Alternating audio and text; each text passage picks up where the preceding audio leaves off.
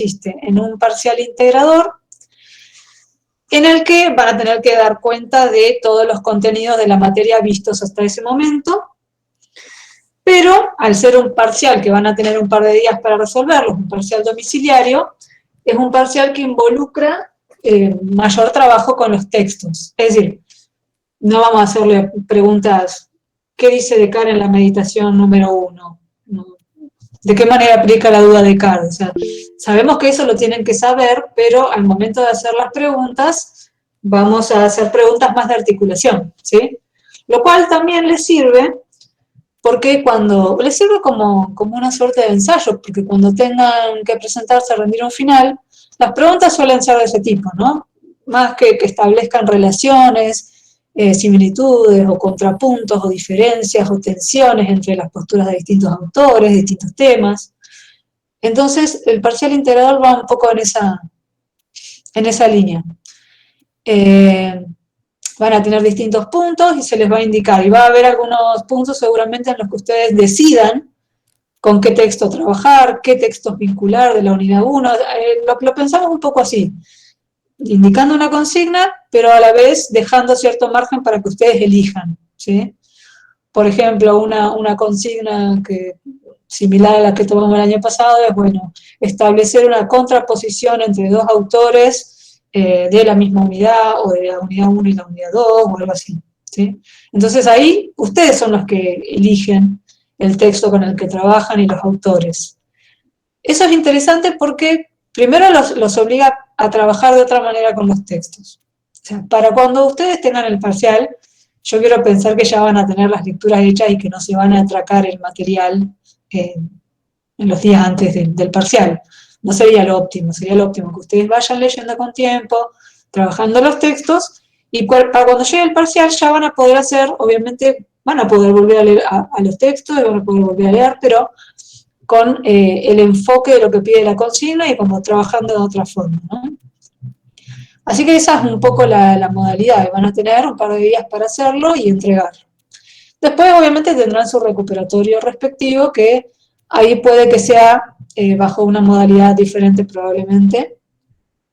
El año pasado tomamos el parcial integrador y el recuperatorio correspondiente fue una modalidad diferente, pero una modalidad de resolución bastante breve porque era sincrónica.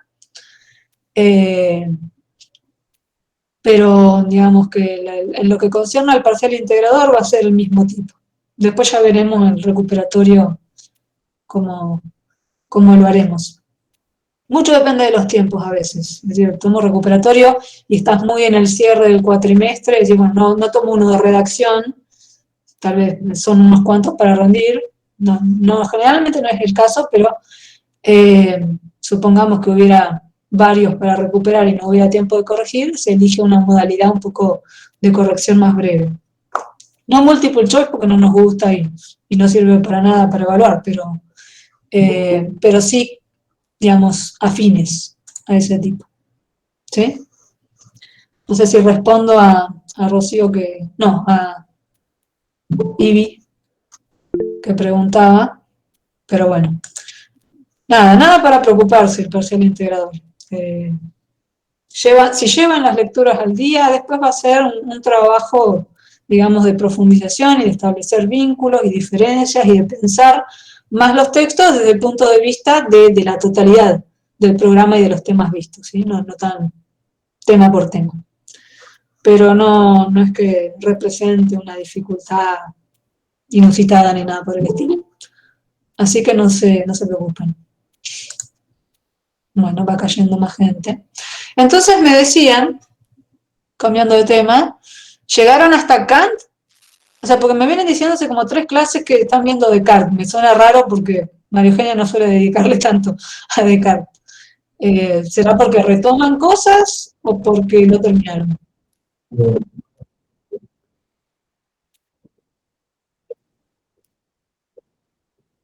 Ah, ok, entonces ya pasaron incluso empirismo.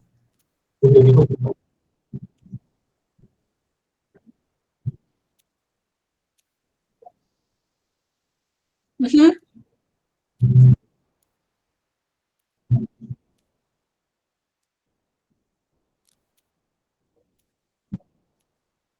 ¿Qué les dio?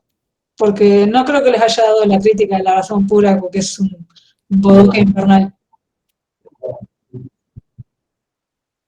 Sí, Kant es horroroso para leer, es muy complejo. Entonces, el año pasado también les dijimos que lean no me acuerdo si está subido, de los capítulos de García Morente. Son 3, me parece, capítulos de García Morente que son muy claros con respecto al criticismo kantiano, que esclarecen un montón lo que en el prefacio de la crítica de la razón pura, que seguramente es lo que les mandó a leer, tal vez no va a estar tan claro, tan evidente. Por lo menos en García Morente pueden encontrar ejemplos, un montón de cuestiones que en Kant no van a encontrar, porque Kant no da jamás un ejemplo, y si lo da, agárrense de ese ejemplo como de la vida misma. Así que, bueno, no, está bien, era para saber por dónde íbamos.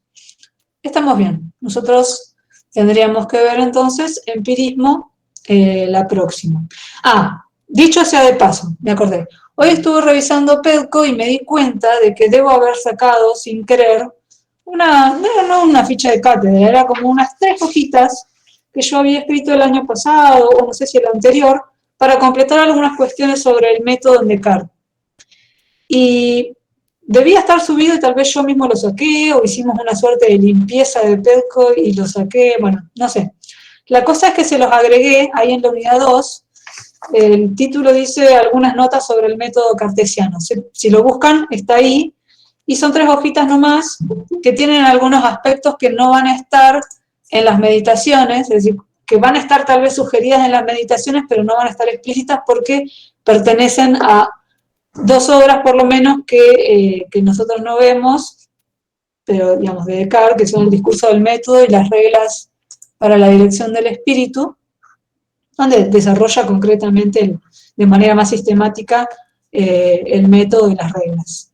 Esas 3 hojitas tenían que ver con ampliar algunas cuestiones que en las meditaciones están tal vez sugeridas, pero no están desarrolladas, y como para que tengan algo más allá de la clase teórica que ustedes tuvieran una referencia extra. Igual vamos a referir algunas cuestiones mientras discutimos el práctico.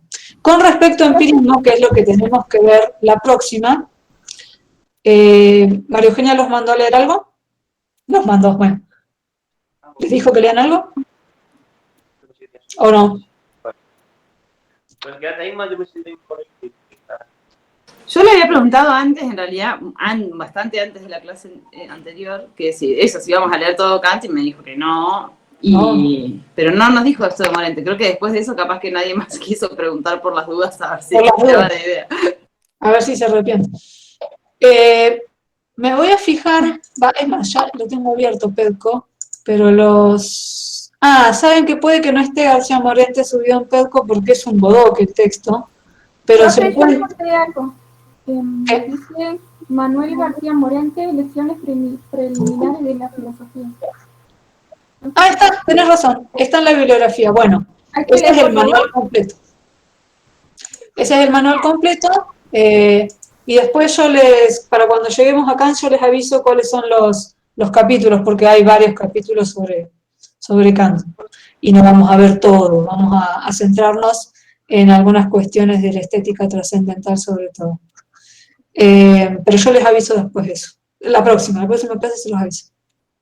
No, yo les decía sobre empirismo, porque sobre empirismo yo hice un práctico que ya tiene fragmentos de 2 de las obras de Hume clásicas que les sirven a ustedes para ver las críticas fundamentales del empirismo a los supuestos fundamentales del racionalismo, ¿no? Generalmente de Locke hacemos referencia a algunas cuestiones, sobre todo la crítica a las ideas innatas en Locke, pero vamos directamente a Hume porque Hume está, digamos, más desarrollada, más llevado al fin, digamos, las consecuencias del cuestionamiento a ciertas nociones del racionalismo, y están mucho más explícitas y mucho más claras las críticas a la noción de sustancia, la noción de causalidad, también el innatismo y la noción de yo, ¿sí? O alma, que son las que vamos a ver. En el práctico 6, entonces, van a ver que hay fragmentos incluidos. Son del ensayo para el entendimiento humano y de las investigaciones de Hume. Yo les diría que tal vez no hace falta... hay un apunte sobre empirismo, que en su momento lo hice el año pasado para acompañar el teórico. Que nada, tiene unos gráficos y más. No está cargado de teoría ni nada. Después podemos ver si necesitan completar con más lecturas. Se los aviso, no lo decidí todavía. Pero sepan que cualquier cosa, así como María Eugenia los mandó a leer Carpio, si necesitaban reponer algunas cuestiones sobre Descartes, pueden hacer lo mismo con empirismo, porque el capítulo siguiente a ese es empirismo. Y Carpio es súper claro en ese sentido, así que García Morente también tiene. Lo que no me gusta de García Morente es que es un texto que es, digamos, es muy llevadero y es claro, pero no tiene tantas referencias a fragmentos de las obras. En cambio, en el de Carpio siempre se va al confronte y vos decís, bueno, quiero ampliar tal cosa, vas a las notas al pie, los fragmentos que se citan y sabes de qué obras salen y en qué página y de qué edición, etc. Cosa que en García Morente poco y nada. Por eso es una cuestión que a mí particularmente no me gusta tanto, porque por ahí dan ganas de meterse en el texto o decir en qué fuente, quiero buscar dónde está esto y no hay mucha referencia. Entonces, por eso. Pero sepan que pueden usarlos también. Bueno, dicho eso, aclarado, vamos sobre el práctico. Bueno, ustedes tenían el práctico. El práctico, si ustedes se fijan, son pocas preguntas. 7 preguntas. Y en realidad la guía de preguntas lo que hace es llevarlos más bien en el orden de la argumentación cartesiana en la primera y la segunda meditación, que son las que en general discutimos, ¿sí? Son, digamos, las fundamentales. No es casual que siempre el orden sea este, porque en realidad en la argumentación de Descartes el orden sí importa. Importa porque las cosas que se van poniendo en duda, es decir, el modo en que el propio Descartes va aplicando el método de la duda, digamos, eso que se ha puesto en cuestión no vuelve a ser rehabilitado o validado hasta tanto no se superen ciertas objeciones de las argumentaciones, ¿no? Esto parece medio abstracto, pero cuando vayamos concretamente al texto lo van a ver por qué. Entonces, el orden de las preguntas tiene ese sentido, ¿no? El acompañar la lectura y los argumentos en la medida en que se van desarrollando. Se corta un poco, ¿puede ser? ¿Me escuchan mal? Avísenme, ¿eh? ¿No? No escuché nada.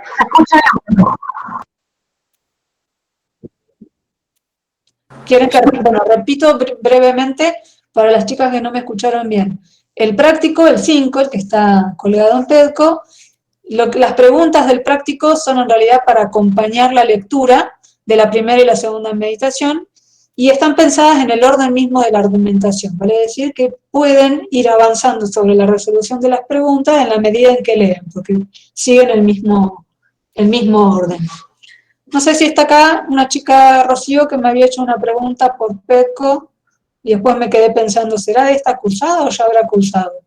Y bueno, y yo la mandé a consultarme acá en clase, capaz que no estaba cursando.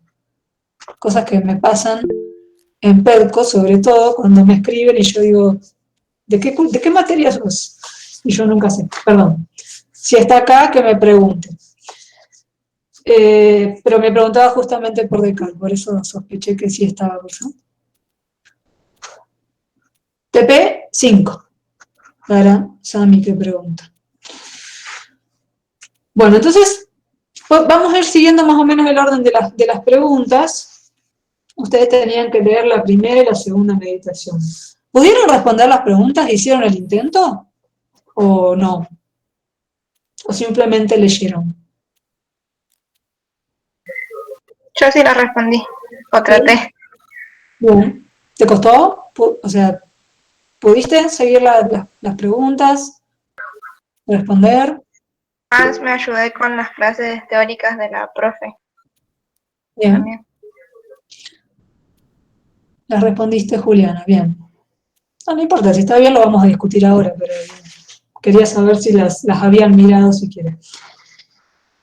Una cuestión que si ustedes leyeron Carpio, ¿algunos leyeron al final Carpio? Porque digo, no sé si entraron algunas cuestiones que tal vez las hayan visto ahí o no. ¿Leyeron algunos el capítulo? ¿Sí o no? No, yo no. ¿No?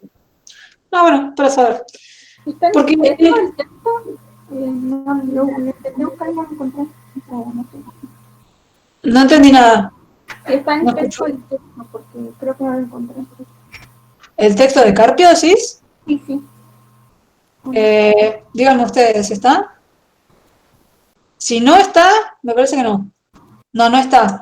Si no está es porque a veces, bueno, no puedo subir los textos cuando son muy pesados. Pero lo buscás y en PDF está para encontrar 1.000.000 de Carpio.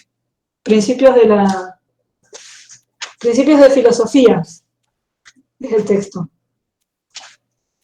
¿Sí? ¿Lo pongo acá?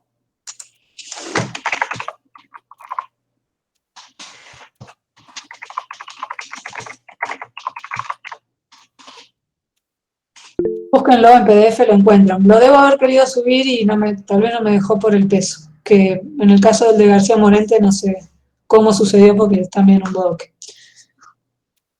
Les decía, ese capítulo de Carpio, lo que tiene que es interesante porque les va a dar un panorama, no solo del contexto en el que se sitúa la filosofía cartesiana, sino también que los va a poner también de frente con el contexto del que hablamos el miércoles pasado con el tema de Galileo, es decir, los inicios, los albores de la modernidad, el Renacimiento, los cambios drásticos en la visión del mundo que están aconteciendo en el siglo XVI, las innovaciones que propone Galileo, la defensa del sistema heliocéntrico de Copérnico, las innovaciones en el campo de la física, las innovaciones en el método de Galileo, y demás. Ahora vamos a retomar eso es lo que estuvimos hablando el miércoles pasado, si no estuvieron todos. Eso está muy, muy sintéticamente referido en el capítulo de Carpio al principio, y lo que sí he referido, que también les puede servir con respecto a una caracterización general del método, es la referencia que hace Carpio a las formas del saber medieval inmediatamente anteriores al propio contexto de Descartes, ¿no?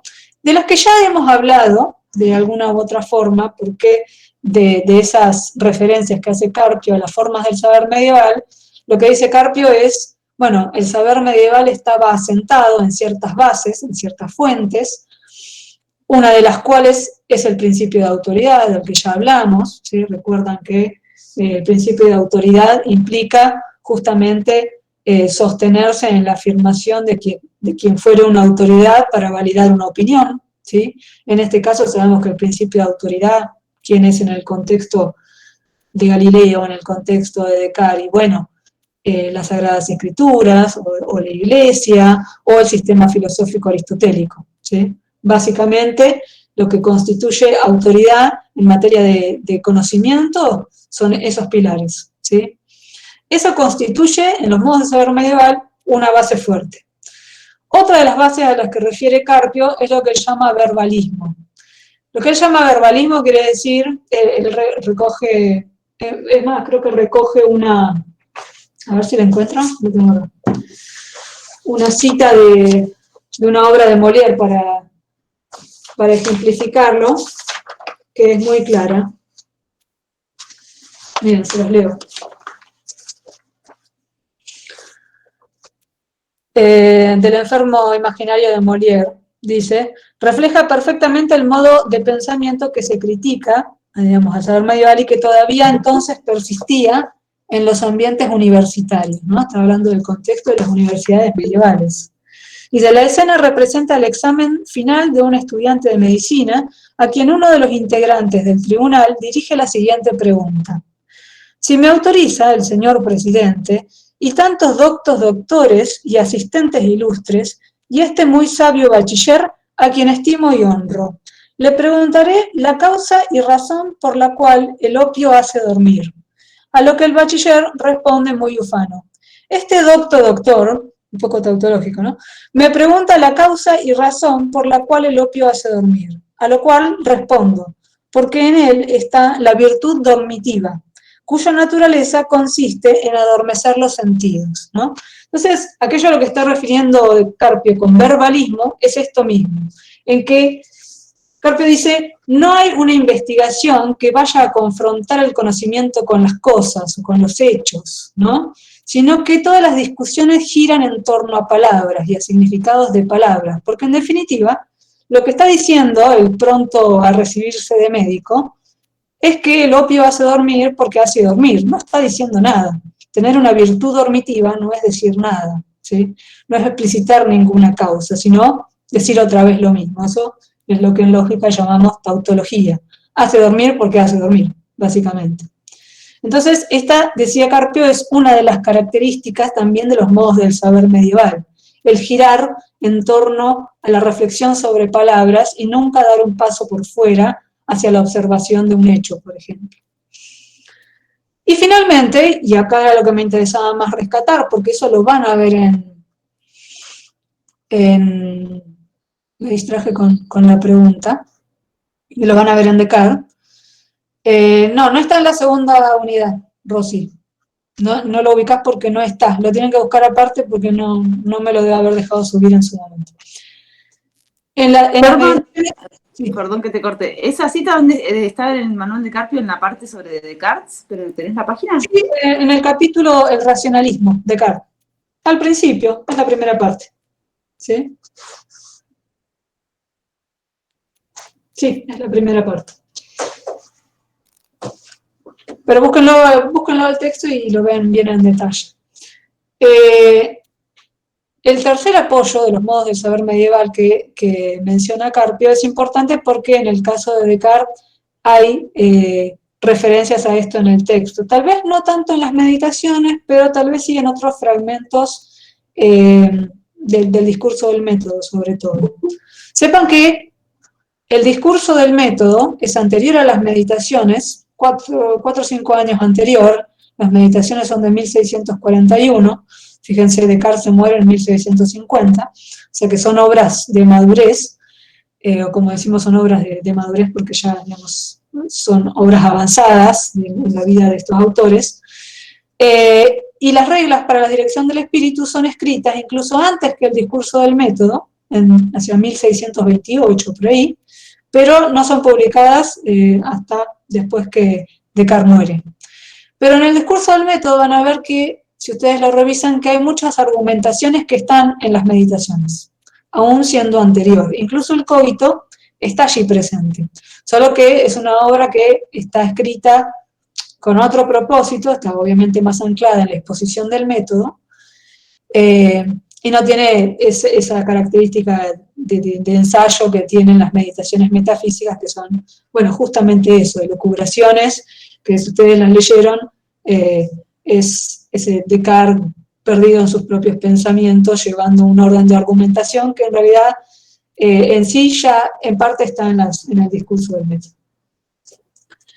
¿Por qué va esto? Porque uno de las bases del saber medieval, decía Carpio, es el silogismo, o la silogística aristotélica, ¿no? La palabra silogismo seguramente ya se la habrán cruzado por ahí. Silogismo es una estructura lógica, no es hablar de nada que haya existido en ese momento y no ahora, ¿no? Es una estructura lógica válida que vemos, lógica formal, nosotros en la carrera, es básicamente una carcasa lógica que lo que hace es asegurar que dadas ciertas afirmaciones o premisas, se siga con necesidad una conclusión. Ahora vamos a volver a eso. ¿Por qué voy a la cuestión de la silogística o del silogismo?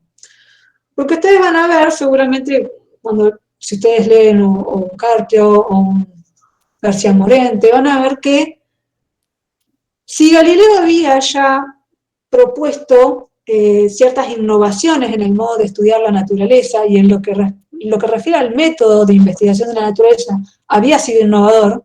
Recuerden que había hecho una fusión, había combinado el trasladar las matemáticas al registro de los problemas físicos. Eso es algo que hasta entonces no se hacía y que Galileo lo hizo, que resaltó el rol de las hipótesis matemáticas y el rol de la prueba experimental para someter justamente a prueba las inferencias que se podían hacer a partir de esas hipótesis. Si ponía a prueba las hipótesis con la experimentación, pero nunca al revés. Bueno, esto era novedoso en su momento y forma parte ciertamente de lo que puede decirse muy simplemente como la nueva ciencia moderna. El tema es que Galileo no escribió un tratado o un ensayo en el que explique o sintetice claramente su método, ¿no? Cosa que sí vamos a ver en otros autores del siglo XVII. El siglo XVII no es solo el siglo en el que se discute con fervor el problema del conocimiento, es decir, qué se puede conocer, sino también el problema del método. Es fundamental en el siglo XVII el problema del método, es decir, no solo se está preguntando, se está reflexionando filosóficamente acerca de qué se puede conocer, sino también cómo conocer, ¿sí? ¿Cuál es el camino, cuáles son los procedimientos adecuados para adquirir conocimiento? Galileo no lo hizo, pero en el siglo XVII tenemos dos grandes autores que sí lo hicieron. Uno de ellos es Descartes y el otro Francis Bacon, ¿no? Francis Bacon obviamente nos va a llevar por otra línea, por otra tradición nociológica, que es más afín al empirismo, mientras que Descartes nos va a llevar en una línea diferente, afín al racionalismo, ¿sí? Ambos puede decirse que proponían visiones del método antitéticas. Es decir, Francis Bacon se lo reconoce como el padre de la ciencia experimental, aun cuando él mismo no aportó nada en materia científica, como si podemos decir un Galileo o incluso un Descartes, ¿sí? Él se dedicó a reflexionar acerca del método, pero propuso la elaboración de un método basado exclusivamente en la experimentación. Y cuando digo exclusivamente, digo exclusivamente, es decir, el rol de las hipótesis provisionales, por ejemplo, en Bacon ni siquiera estaba. Lo importante para Bacon era la experimentación y la observación. De ahí que se lo considere como quien propone, frente a Descartes, un método inductivo, mientras que Descartes propone uno deductivo, ¿sí? Inductivo, ¿qué quiere decir? Que para Bacon lo que tenía que hacer el científico era observar el comportamiento de ciertos fenómenos y registrar y acumular, si se quiere, registros de datos que me den cuenta de un repertorio lo más grande posible de casos, digamos, de ciertos fenómenos ocurriendo en distintas condiciones, en distintas circunstancias, que eventualmente, cree Bacon, van a mostrar, cuando haya un suficiente recaudo de información y de hechos particulares, van a hacer evidenciar o revelar una regularidad en los fenómenos, ¿no? Lo que nosotros diríamos esa generalidad que se expresa en la ley, una ley de la naturaleza, ¿no? Bacon estaba convencido de que solo observando y recogiendo datos de los hechos particulares, eventualmente se iba a poder apreciar una generalidad, una regularidad en los fenómenos que iba a permitir esbozar una ley, ¿sí? Inductivo quiere decir eso, que a partir de casos particulares se infiere una afirmación general, ¿no? Se observa que el cuerpo X responde dilatándose ante el calor. Se observa que el otro cuerpo, Y, responde ante el calor también dilatándose. Se observa que el cuerpo X, X1, X20, X100, ¿sí? Tenemos distintos casos particulares en los que se observa una regularidad, que se formulará como, bueno, todos los cuerpos se dilatan al calor, ¿sí? Pero se creía que esa inferencia general sale de las afirmaciones particulares. Este es más el camino del empirismo.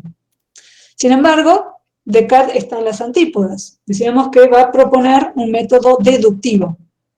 Entonces ahí ustedes pueden decir, bueno, pero deductivo, digamos, no implica también la utilización de silogismos, no es eso lo que estaba criticando de las formas del saber medieval.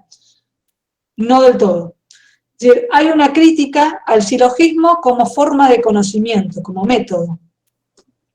Perdón, a ver, voy a ver qué dice acá. De hipótesis a teorías, el tipo de Bacon.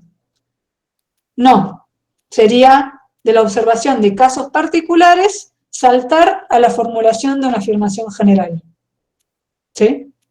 Todavía no está hablando de hecho no está hablando de hipótesis siquiera, fíjense la ingenuidad de Bacon. Creía que se podía observar fenómenos sin ninguna formulación teórica previa. Es decir, fíjense que si yo les digo a ustedes en este momento, observen y tomen registro de todo lo que observan. Y ustedes me van a decir, bueno, ¿pero qué observo? No puedo tomar nota y registrarlo todo. Bueno, obviamente, ¿qué necesitan? El recorte, la selección. ¿Qué es lo que es el recorte y la selección? Y la hipótesis. Pero fíjense que Bacon quería que se observara, simplemente, sin hipótesis provisoria. Bueno. En el caso de Descartes, estamos diciendo, bueno, va a proponer un método deductivo, pero no está diciendo que ese método se tenga que apoyar en el silogismo, ¿sí? El silogismo, volvemos, no sé si lo han escuchado nombrar, es un razonamiento deductivo, es lo mismo, ¿sí? Un razonamiento deductivo es una estructura lógica que es como una carcasa, ¿sí? Una estructura que podemos dotar de cualquier contenido, ¿no? Es una carcasa lógica que está compuesta por dos, al menos, premisas, que son afirmaciones de las cuales se puede predicar verdad o falsedad, ¿no? La puerta está abierta. Eso es una proposición porque puedo decir verdadero o falso. Si yo digo rojo, no pueden predicar verdadero o falso, no estoy diciendo nada, ¿no? Fíjense que esto lo vieron seguro, tal vez mencionado en Kant, no sé si llegaron, cuando Kant habla de juicios. Es un juicio, ¿sí? Proposición es un juicio, quiere decir que estoy diciendo A es B. Del sujeto A voy a dar un predicado, ¿sí? El té está frío, ¿sí? Estoy diciendo algo de un sujeto, ¿sí? Bueno, un razonamiento de tipo deductivo tiene dos premisas que consisten en este tipo de afirmaciones y una conclusión, ¿sí? Lo que hace el razonamiento deductivo o el silogismo es asegurarme que esa conclusión se infiere con necesidad de las premisas. ¿Qué quiere decir? Que si yo acepto las premisas, no puedo negar que la conclusión sea también válida. El típico ejemplo, el que les va a dar Carpio, todos los hombres son mortales, Sócrates es hombre, por lo tanto, Sócrates es mortal. Eso es el típico silogismo, ¿no? La primera premisa, todos los hombres son mortales, es una afirmación general. La segunda premisa es una afirmación particular. Sócrates, en particular, es hombre. Por lo tanto, Sócrates es mortal. ¿Qué pasa con el silogismo? Es un razonamiento que permite inferir esa conclusión con necesidad. Si yo acepto las premisas, si yo acepto que todos los hombres son mortales, no puedo negar que Sócrates sea mortal, ¿sí? Porque va de suyo. Justamente ese es uno de los problemas que ve Descartes. Es decir, en la escolástica, el silogismo se aparecía casi como un método, era una forma de conocimiento. Pero ¿cuál es el problema? Primero, va a decir Descartes, no hay forma de saber que las premisas son verdaderas o falsas. Está bien, nadie negaría que todos los hombres son mortales, ¿sí? Pero lo que importa es la forma en el razonamiento. Y si yo digo todos los hombres son verdes, Sócrates es hombre, por lo tanto Sócrates es verde, también es un argumento desde el punto de vista lógico válido. Pero no aceptamos que todos los hombres son verdes, ¿sí? Todos los perros son braquicéfalos, ¿no? Por poner otro ejemplo. Olivia, mi perra, es un perro, por lo tanto, Olivia es braquicéfala. No es cierto. Primero, no todos los perros lo son, y segundo, mi perra no lo es tampoco. Entonces, el problema del silogismo es que no permite asegurar la verdad de las premisas. Puedo decir cualquier cosa, mientras se corresponda con la forma lógica, y es una inferencia perfecta, pero no es verdadera. Eso es un problema. Y además, el segundo problema, va a decir Descartes, es que no nos permite conocer nada. Porque en definitiva, decir que Sócrates es mortal, o decir que mi perra es braquicéfala, no es decir nada que no estuviera contenido en la primera premisa. La premisa general, todos los hombres son mortales, ya contiene la afirmación Sócrates es mortal. Si es hombre. Está todo contenido, está todo enlazado. Por lo tanto, mi conclusión no amplía nada las premisas. No estoy diciendo nada que no haya dicho antes. ¿Se entiende esto? ¿Cuál es el problema entonces? Bueno, no se puede usar esto como un método. El silogismo no es un método porque no me permite aprender nada nuevo. Sino simplemente, va a decir Descartes, exponer algo que ya se sabe. Es una forma de exposición encadenada, si para un argumento viene bárbaro, y ustedes lo van a poder reconocer en cualquier texto argumentativo, afirmaciones encadenadas entre sí en un momento indicador de conclusión, por lo tanto, en consecuencia, ¿sí? Ergo, va a decir Descartes, conclusión. Pero eso viene atado a una serie de afirmaciones anteriores de la cual se desprende, no agrega algo más, ¿sí? Esto es un problema para Descartes porque obviamente aquello que está pensando Descartes cuando habla del método de la duda es que no tenemos ningún conocimiento que sea lo suficientemente certero como para partir de ese conocimiento y darlo por sentado y seguir extrayendo conclusiones. De hecho, el método de la duda, ¿cuál es el sentido que tiene? Creo que es la primera pregunta, ¿no? Del práctico. ¿Cuál es el propósito con el que Descartes inicia su filosofar basado en la duda? ¿Por qué? ¿Por qué Descartes habla del método de la duda? Cosa que, digamos, desde un punto de vista del sentido común, uno dice, bueno, ¿y qué tiene de método una duda? Dudar, ¿qué tiene de metódico? Bueno, en el caso de Descartes sí, está pensado como un método. ¿Pero por qué? ¿Por qué creen?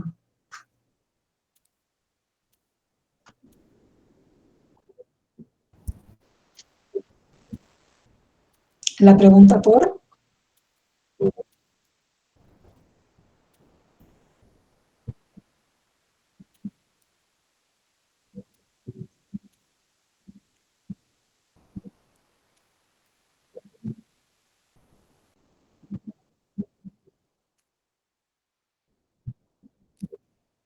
Pero si ustedes piensan, está bien, pero si ustedes piensan en el contexto ¿No sería inmediatamente algo así anterior, como, perdón, no sí, sí, sería algo así como el desde dónde partir y cómo fundamentar los conocimientos?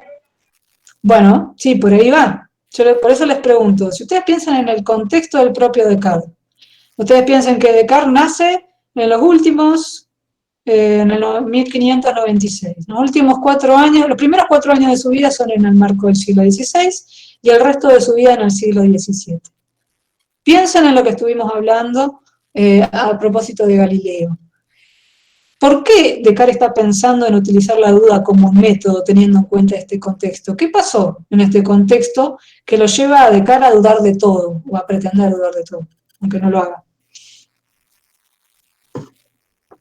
¿Se entiende lo que pregunto? Es decir, teniendo a la luz este contexto, ¿por qué Descartes está hablando del método de la duda?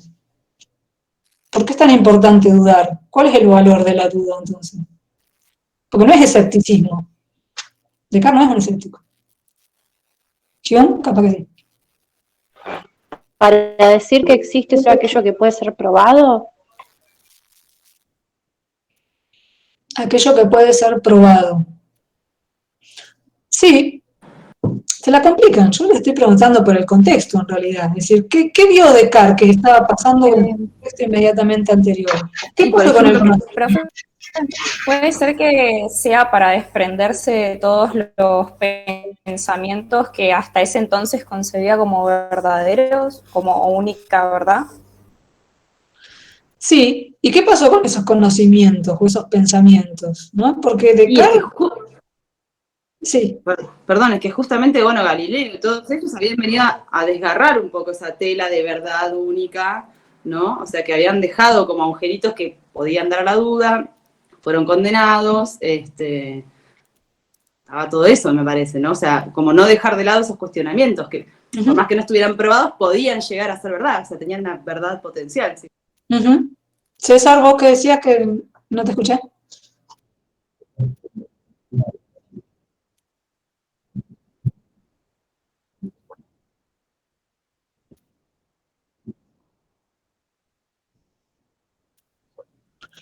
Sí, exactamente, y tiene que ver con esto que decía Lucía, es decir, pensemos en que el propio Descartes fue formado en el escolasticismo, fue educado en la filosofía aristotélica, y el propio Descartes vio, del mismo modo en que Galileo, solo que Galileo estaba más atravesado por el momento de lo que lo estaría Descartes, ¿no? Vio como todo un edificio del saber, anclado principalmente en el sistema filosófico aristotélico, se caía a pedazos. O sea, Cuando hablamos del dramatismo, ¿no? O le buscamos, digamos, queremos darle ese dramatismo al cambio de la cosmovisión del mundo en el siglo XVI.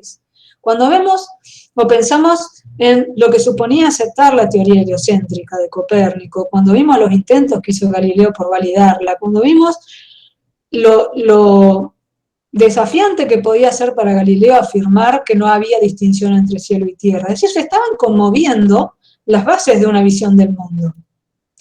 Entonces, algo que está muy claro en Descartes, y está en la primera meditación, es que aquello en lo que Descartes fue formado, ese edificio del saber, se cayó a pedazos. Se cayó a pedazos, no porque fue demostrado falso, sino porque se demostró falible, al menos, se demostró cuestionable, no era sólido. Entonces, si ustedes se fijan en la primera meditación, fíjense lo primero que dice. La primera meditación comienza así.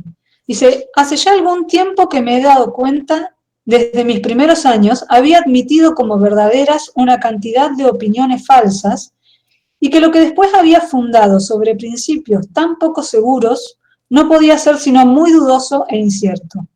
De modo que me era preciso intentar seriamente, una vez en mi vida, deshacerme de todas las opiniones que hasta entonces había creído y empezar enteramente de nuevo, desde los fundamentos, si quería establecer algo firme y constante en las ciencias. Después dice, me aplicaré seriamente y con libertad a destruir en general todas mis antiguas opiniones, ¿no? Entonces uno piensa, bueno, ¿por qué a alguien se le ocurriría semejante cosa? ¿Por qué estaría dispuesto a destruir todas sus antiguas opiniones si no está movido por la idea de que todo su edificio del saber se tambaleaba desde hace décadas, ¿no? Si no estaba seguro de que ese edificio estaba asentado en bases muy frágiles. Entonces, la duda como método tiene que anclarse en este contexto, tiene que ver con qué estaba viendo el Profe, Descartes en su contexto. Sí. profe, sí, no, se me viene a la mente el tema este de las escolásticas, como cuando pasó lo de Galileo, como que iba, o sea, siempre se recurría, digamos, en ese momento de la escolástica a los libros de Aristóteles y a lo que había planteado Aristóteles y todo ese saber dado por cierto que venía desde lo antiguo, ¿no? Y sí, es como que se rompe, a esa estructura se refiere con esa reflexión en esa primera meditación. Sí, claro. A despojarse de todas esas opiniones, ¿no? Exactamente. Excepto que el propio Descartes, que quiere empezar de nuevo, ¿no? Eso que Hegel cree que es el primer moderno porque quiere empezar enteramente de nuevo y borrarlo todo, no lo puede hacer Descartes. Porque ya sabemos que cuando llegamos a la segunda meditación y a la tercera meditación, y ya Descartes ha formulado el cogito, se define a sí mismo como una cosa que piensa, como una res cogitans, una sustancia pensante, y ahí se le pasa por alto una pequeña base de esa cosmovisión, que es la noción de sustancia, que es la que los mismos empiristas después van a atacar. O sea, hay muchas nociones aristotélicas, la de causalidad también, que a Descartes se le pasan por alto. Por supuesto que no lo puede poner todo en duda. Pero hizo el intento, por lo menos en la primera y en la segunda meditación, hay un esfuerzo deliberado, absolutamente, por ponerlo todo en duda. Digo deliberado y acá está la cuestión metódica.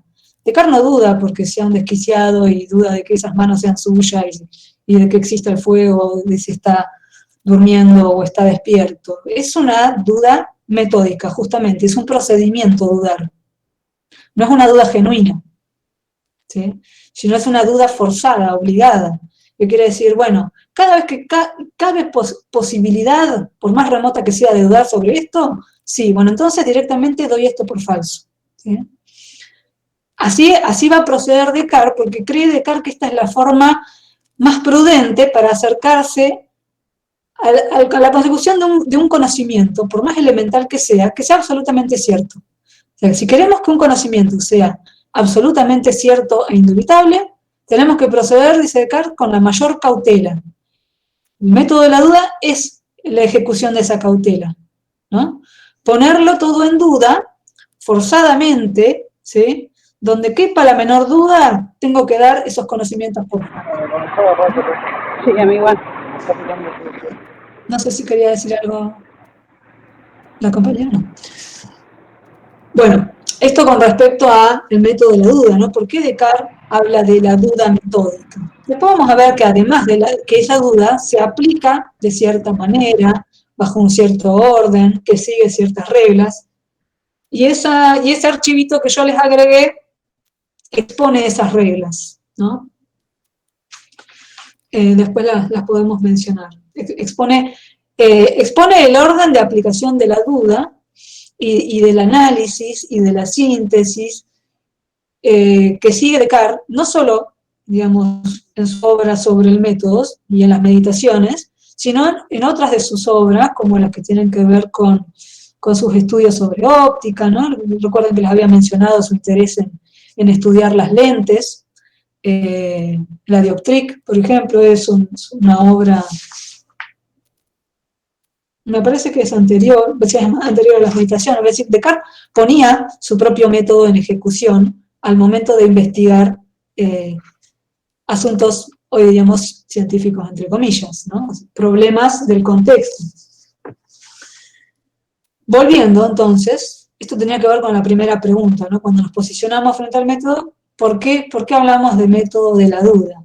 Pues van a ver, en Carpio sobre todo, las caracterizaciones de ese método. Iba a decir que ese método es universal, la duda es universal porque se va a aplicar absolutamente a todos los conocimientos, pero no de cualquier manera, va a decir Descartes, sino porque no podemos poner los conocimientos en duda uno a uno, es imposible, sino que va a poner en cuestión las fuentes de las que derivan esos conocimientos, ¿sí? Los principios, dice, o fundamentos en los que se apoyan esos conocimientos. De esa manera va a abarcarlo todo, ¿sí?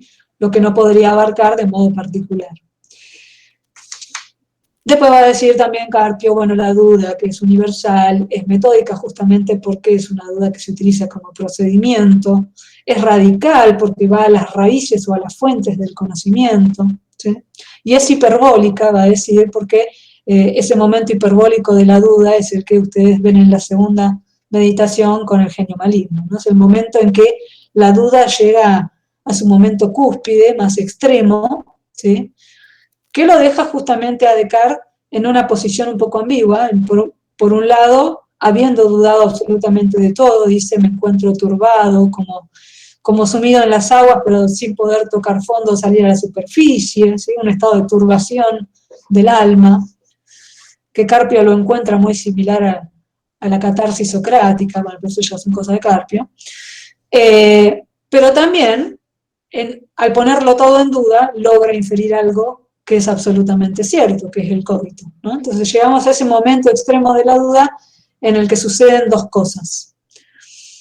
Pero no nos adelantemos porque eso es como spoilear las meditaciones, estamos llegando a la frutilla del postre. Así que vamos por orden. Entonces en la primera meditación, ustedes tenían que advertir los argumentos por los cuales Descartes duda de la primera fuente de conocimiento que aborda, que sería ¿cuál? ¿Qué sería lo primero que pone en duda? La tradición, o sea, el legado. No. Fíjense que Descartes va a ir en concreto, no va a decir pongo en duda. Primero que decir pongo en duda la tradición, le hubiera ido bastante mal. Descartes es muy cuidadoso. No, va a poner en duda, dice Descartes, los principios o los fundamentos o las fuentes en las cuales se apoyan todos los conocimientos. ¿Cuáles son esas fuentes? Ahí Aurelio lo escribió, ¿puede ser los sentidos? Ah, perdón, no lo vi. Los sentidos es una. ¿Y la otra? Racionalismo, empirismo, la razón.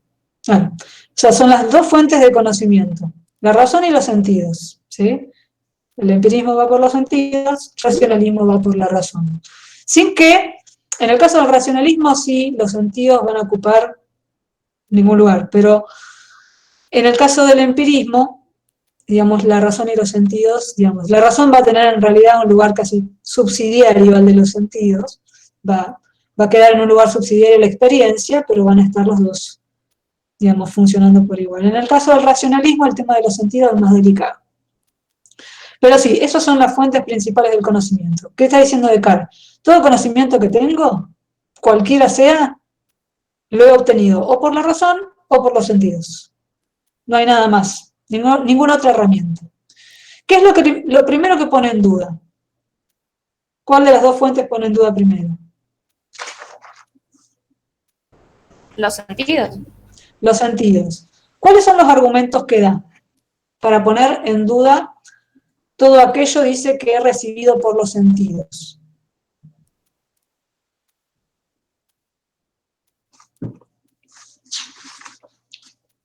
El primer argumento es muy simple. De que estos pueden ser engañosos. ¿Que son engañosos? Bien, son engañosos. Pero fíjense que hace una distinción también un poco más sutil en la argumentación, ¿no? En el modo en que la desarrolla. Procede a aplicar la duda. Yo les voy retomando algunos pasajes para no perdernos, ¿no? Dice, he experimentado a veces que estos sentidos eran engañosos y es propio de la prudencia no confiar jamás enteramente en los que nos han engañado una vez. Acá está siempre el valor de la prudencia en Descartes. Aquello que alguna vez me ha engañado o aquello en lo que alguna vez me ha hecho caer en el error, no puede ser ignorado como tal. Tiene que ser ya un conocimiento dudoso, ¿sí? Tengo que darlo por falso, de hecho. Todo aquello que se me aparece al menos dudoso, tengo que darlo por tierra, por prudencia, dice, por prevención. Eso nos remite después a una de las reglas del método, que es la regla de la evidencia. No tomar nada como verdadero que no se muestre de manera evidente. Evidente significa para Descartes que no puede ser de ninguna manera puesto en duda. Algo que se me presenta, dice, a la mente de manera tan clara y distinta, después vamos a ver eso, de manera tan clara y distinta que no hay ocasión para ponerlo en duda, ¿sí? Entonces, para Descartes, a menos que algo se me aparezca como evidente, es dudoso y por lo tanto lo tengo que dar por falso, ¿sí? En el caso de los sentidos, va a decir, aunque los sentidos nos engañan a veces respecto de las cosas poco sensibles y muy alejadas, existen quizás tal vez muchas otras de las que no se puede razonablemente dudar. Está diciendo, bueno, sí, los sentidos nos engañan. Ya vamos al tema de la vigilia del sueño, no nos adelantemos por el comentario. Primero va a decir, aquello que hay que poner en duda son las percepciones de cosas poco sensibles y alejadas, porque obviamente, esto es de sentido común, el alcance de nuestros sentidos empeora en la medida en que los objetos que afectan nuestros sentidos se nos alejan, ¿sí?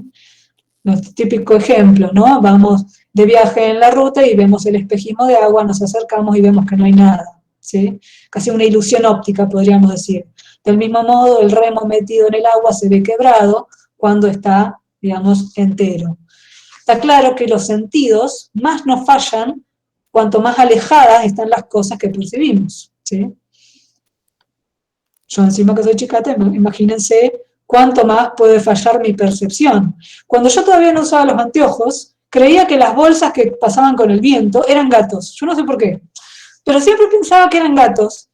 Y claro, después me daba cuenta cuando me acercaba que era otra cosa, ¿sí? Eso pasa cuando tenés que usar los anteojos y no los usás y te negás a usarlos, ¿no? Olvídate que salude a alguien en la vereda enfrente. Cara, cero. Bueno, de manera que las cosas que están más alejadas obviamente son las que más nos engañan porque son aquellas en las que tenemos más posibilidades de incurrir en el error, ¿sí? Menos detalles sobre las cosas tenemos. Ahora, Descartes va a decir, bueno, bien, hay cosas alejadas de las que obviamente hay que dudar, y ya nos hemos equivocado respecto a algunas cuestiones así, por lo tanto hay que darlas por falsas, pero ¿qué pasa con esas percepciones que son cercanas y muy sensibles? Muy sensibles quiere decir muy cercanas, muy palpables, cercanas a mis sentidos, digamos. Como por ejemplo, que estoy sentado junto al fuego, vistiendo una bata, con este papel entre las manos, etcétera, etcétera. ¿Qué pasa con esa percepción? ¿Hay algo más patente que sentir mi cuerpo, mis manos, llevar mis manos junto al fuego? ¿Puedo dudar razonablemente de esto? Dice Descartes. ¿Puedo? ¿Puedo o no puedo?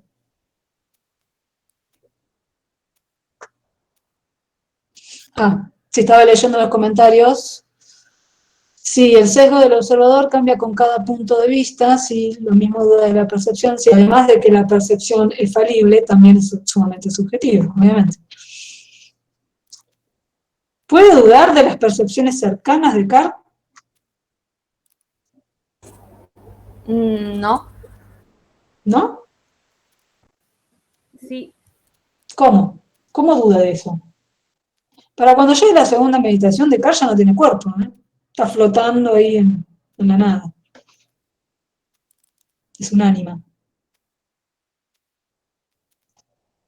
Pero ¿cómo duda de esas percepciones que dice tan patentes y tan cercanas, de las que no cabe razonablemente dudar, dice?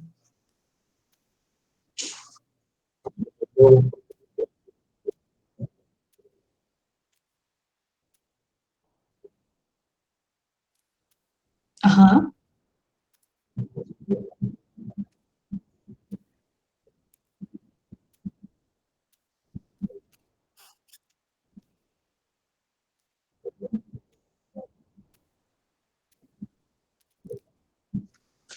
Fíjense en el texto cuando continúa la argumentación, ¿no? Es que ahí sigue lo del sueño y aparte, o sea, ahí Claro. habla de que pueden simularse, o sea, uno puede tener la sensación de estar haciendo pis y estás durmiendo todavía. Sí, es un problema, sí. Cuando te despertás es un problema. Claro, si es el argumento del sueño el que va a permitir poner en duda esas percepciones cercanas y muy sensibles. Fíjense en el texto, dice, ¿cómo podría negar que estas manos y este cuerpo son míos? A menos quizá que me compare con esos insensatos cuyo cerebro está de tal modo turbado y ofuscado por los negros vapores de la bilis, que aseguran constantemente que son reyes, siendo muy pobres, que están vestidos de oro y púrpura hallándose desnudos, o que se imaginan que son cántaros o que tienen un cuerpo de vidrio. Pero son locos, dice, y yo no sería menos extravagante si me condujera según su ejemplo. Sin embargo, tengo que considerar aquí que soy hombre y que por consiguiente suelo dormir y representarme en sueños cosas iguales o a veces menos verosímiles que esos insensatos cuando están despiertos, ¿no? Acá introduce el argumento del sueño. ¿Cuántas veces no me ha sucedido de noche soñar que me hallaba en este sitio, que estaba vestido y que me encontraba junto al fuego, aunque yaciera desnudo en mi lecho? En este momento me parece que no miro este papel con ojos dormidos, que esta cabeza que muevo no está adormecida, que a sabiendas y con propósito deliberado extiendo la mano y la siento. Lo que se representa en el sueño no parece de ningún modo tan claro ni tan distinto como esto. Pero, pensando en ello cuidadosamente, recuerdo haberme engañado a menudo con parecidas ilusiones, mientras dormía. Y deteniéndome en este pensamiento veo tan manifiestamente que no existen indicios concluyentes ni señales lo bastante ciertas por medio de las cuales pueda distinguir con nitidez la vigilia del sueño, que me siento realmente asombrado y mi asombro es tal que casi llega a convencerme de que duermo, ¿no? Entonces el argumento del sueño y la vigilia lo que está poniendo en duda es esto. Ya habíamos puesto en duda los datos de los sentidos respecto de las cosas alejadas y poco sensibles, pero ahora este argumento me está dando un paso más allá, está diciendo que ni siquiera aquellas cosas que no son más patentes, como mi cuerpo, mis manos, que siento el fuego, que siento el papel en las manos, etcétera, etcétera, ni siquiera eso cabe como confiable. Ni siquiera puedo confiar en que estas percepciones sean verdaderas o remitan a algo real. ¿Por qué? Porque recuerdo en sueños dice haberme engañado de esta manera. Del mismo modo que en el primer argumento, entonces hay que considerar que todas estas percepciones que tengo pueden ser falsas. Del mismo modo que alguna vez me desperté en medio de mi propia orina, para seguir con el ejemplo catológico, o algún momento me desperté pensando que estaba sentado junto al fuego y estaba durmiendo, y luego lo verifico cuando me despierto y me ha sucedido y me he engañado con estas ilusiones. Bueno, tengo que considerar que siempre puede suceder y que no tengo un criterio claro para definir cuándo esto es así, cuándo estoy dormido y cuándo estoy despierto, ¿no? Está diciendo algo así como de sentido común, en el sentido de, bueno, las percepciones que tenemos durante el sueño son tan vívidas que aquellas que tenemos cuando estamos despiertos. Cuando tenemos una pesadilla, nuestro corazón se acelera, tenemos palpitaciones, transpiramos, incluso podemos gritar. Es decir, no es que no son sensaciones así, digamos, asimilables o comparables a los de la vida diurna cuando estamos despiertos. Son tan vívidas como aquellas que tenemos cuando estamos despiertos. Entonces dice, si alguna vez, al menos una vez, nos engañamos, cabe pensar que siempre nos hemos engañado respecto de esto. Por lo tanto, las percepciones cercanas y más sensibles, dice, tales como que este es mi cuerpo y siento el calor en la mano cuando le acerco al fuego y demás, hay que darlas por falsas. Es decir, no solo vamos a dudar de ellas, sino que las vamos a dar por tierra directamente. No puedo conceder ninguna forma de fiabilidad a los datos de los sentidos, ni con las cosas alejadas ni con las cosas cercanas. ¿Me siguen hasta acá? ¿Por qué hago la distinción? Porque a veces pasa desapercibido en el texto que hace esta distinción. Hay como dos niveles. Es muy fácil dudar de aquello que nos es alejado, pero ¿qué pasa cuando nos enfrentamos a nuestro propio cuerpo? Porque nuestro propio cuerpo, dice Descartes, solo lo conocemos de manera mediata. Tenemos sentidos acerca del propio cuerpo, ¿sí?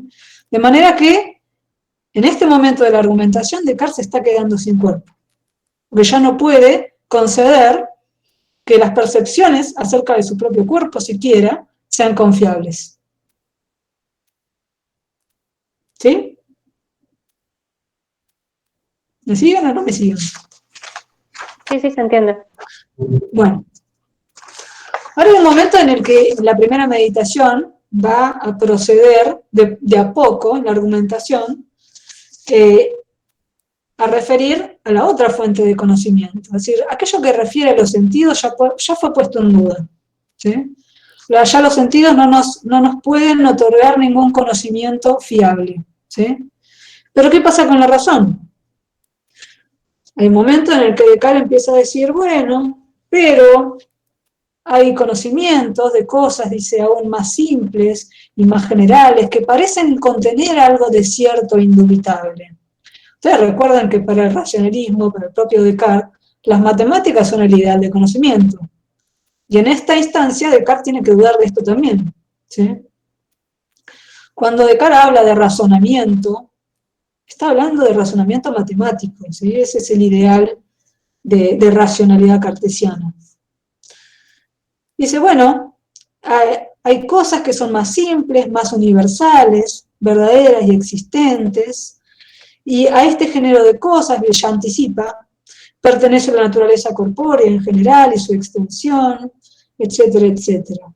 Dice, sin embargo, hay conocimientos que suponen objetos de estudio muy compuestos, dice, cosas compuestas que tienen algo de dudoso e incierto, mientras que la geometría, la aritmética y las demás ciencias de esta naturaleza, que no tratan sino de cosas muy simples y muy generales, sin preocuparse demasiado si se encuentran en la naturaleza o no, tienen algo de cierto e indudable. Acá está diciendo, bueno, hay conocimientos de los que podemos dudar desde el vamos porque se ocupan de objetos cuya naturaleza es compuesta, dice. Cuando dice compuesto, puede decir complejo, es lo mismo, ¿sí? ¿Qué es complejo o compuesto? Aquello que tiene partes, por oposición a simple, aquello que no tiene partes. Tengan en cuenta que cuando Descartes habla de simplicidad, está hablando de un criterio epistémico. Es un valor. El conocimiento para Descartes debe proceder desde lo más simple a lo más complejo o lo más compuesto, que tenga más partes. Nunca al revés. Ese es el orden en el que va a aplicar el método también, ¿sí? Esto, digamos, cuando Descartes llega a la formulación del cogito, para Descartes el cogito es el conocimiento más simple que existe, ¿sí? Por eso mismo va a ser el fundamento o la base de todo el edificio del saber. Volviendo. Dice, bueno, la medicina, la astronomía, no me acuerdo cuál otra más, la física, dice, dependen de la consideración de cosas compuestas, es decir, que tienen muchas partes. Dice, por lo tanto, ya tienen algo de incierto, de dudoso, aparte presuponen, digamos, lidiar con cuerpos, y ya, digamos, los datos que nos proporcionan los sentidos, digamos, fueron puestos en cuestión, de manera que esas ciencias, dice, tienen algo de incierto y de dudoso. Dice, pero hay otras, como la aritmética, la geometría, que tienen algo de cierto e indubitable. ¿sí? Porque dice, aunque esté despierto o duerma, 2 y 3 juntos formarán siempre el número 5. Entonces, otra vez vuelve a remitir al argumento del sueño. El argumento del sueño no invalida estos conocimientos, va a decir Descartes. No invalida el hecho de que 2 más 3 sea 5. ¿Sí? Dice, el cuadrado jamás tendrá más de 4 lados, esté dormido o despierto. O sea, ¿cabe pensar que podríamos soñar con un cuadrado de 5 lados? No sé. Pero para Descartes no es posible, ¿no? Dice, el cuadrado siempre cuadrado, dormido, despierto, esto es así, es una verdad. Pero de esto también va a dudar Descartes. Recuerden que cuando Descartes dice que la aritmética o la geometría no se preocupan demasiado de si se encuentran o no en la naturaleza estas cosas, no le preocupa si existen los triángulos en la naturaleza, está hablando de lo mismo que en Kant van a llamar a prioris. ¿Sí? No sé si ya lo mencionaron. Cuando Kant habla de a priori, está hablando de esto. El triángulo no existe en la naturaleza. Es un concepto. ¿Puedo dibujar un triángulo en la pizarra imperfectamente? Sí, pero eso no es el triángulo, ¿sí? Porque si mido los ángulos no van a ser como tienen que ser, etc. Es decir, la representación sensible de la figura no suplanta la figura en su dimensión conceptual, ¿sí? Esto ya lo decía Galileo también, es decir, por más que dejemos súper lisa la esfera, nunca va a suceder que en la naturaleza la esfera toque la superficie por un solo punto. Jamás, ¿no? Descartes está diciendo lo mismo, por eso son conocimientos de mayor crédito para Descartes, porque no me tengo que preocupar de si en la naturaleza está bien formado el triángulo o no, ¿sí?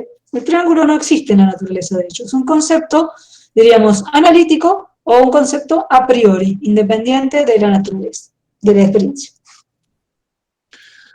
Ahora dice, parece que esto es lo más verdadero que conocemos, lo más cierto, indubitable, pero sin embargo introduce un argumento para ponerlo en duda. ¿O no? ¿Cómo pone en duda esto?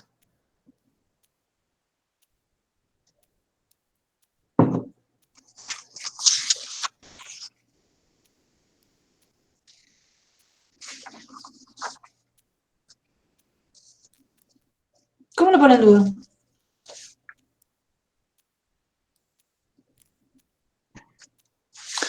Hay toda una parte de la argumentación, pero no la vamos a seguir ahora para no perderlos. ¿Cómo pone en duda el conocimiento racional? Sí, el argumento del genio maligno. ¿En qué consiste el argumento del genio maligno?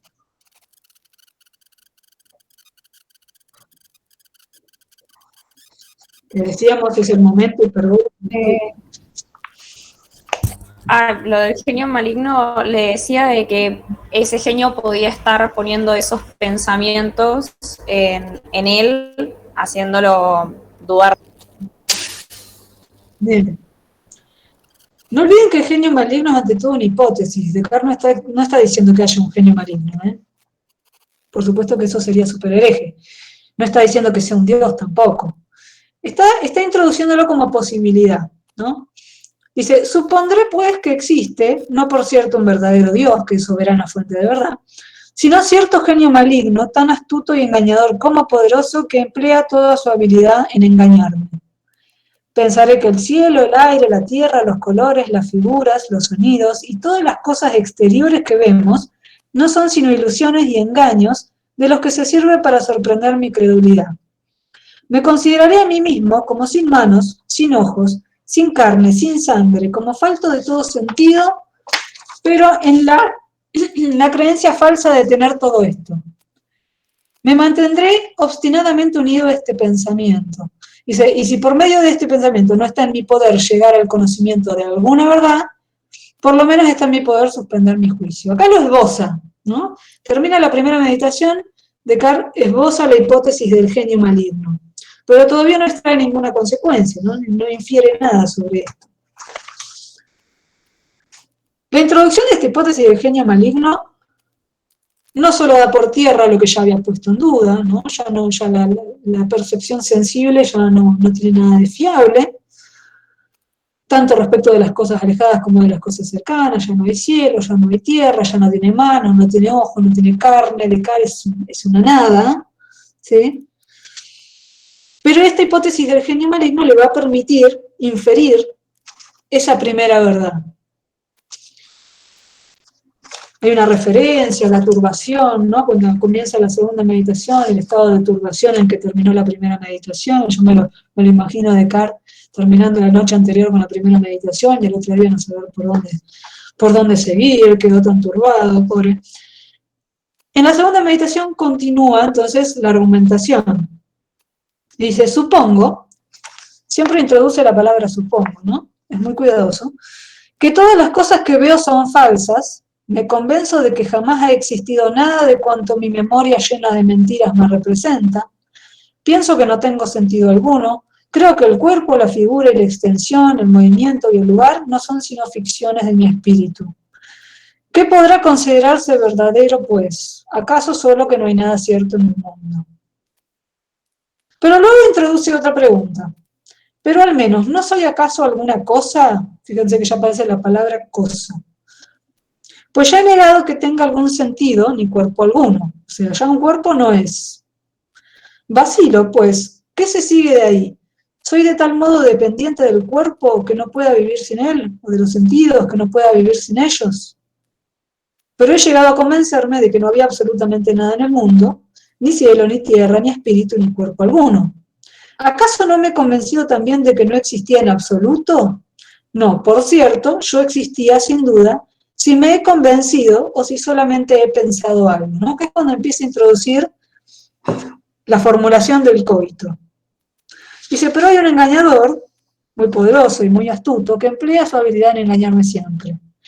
No hay pues duda de que existo si me engaña, y engáñeme cuanto quiera, jamás podrá hacer que yo no sea nada en tanto piense ser alguna cosa.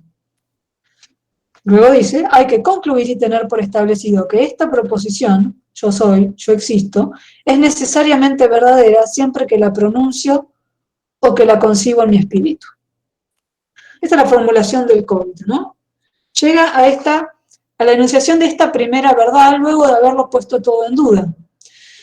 Un paréntesis que hay que hacer acá. Si ustedes van al capítulo de Carpio, después, y lo leen, van a ver que en las meditaciones no están especificados claramente, por lo menos un argumento, para dudar de los razonamientos matemáticos. En el discurso del método sí.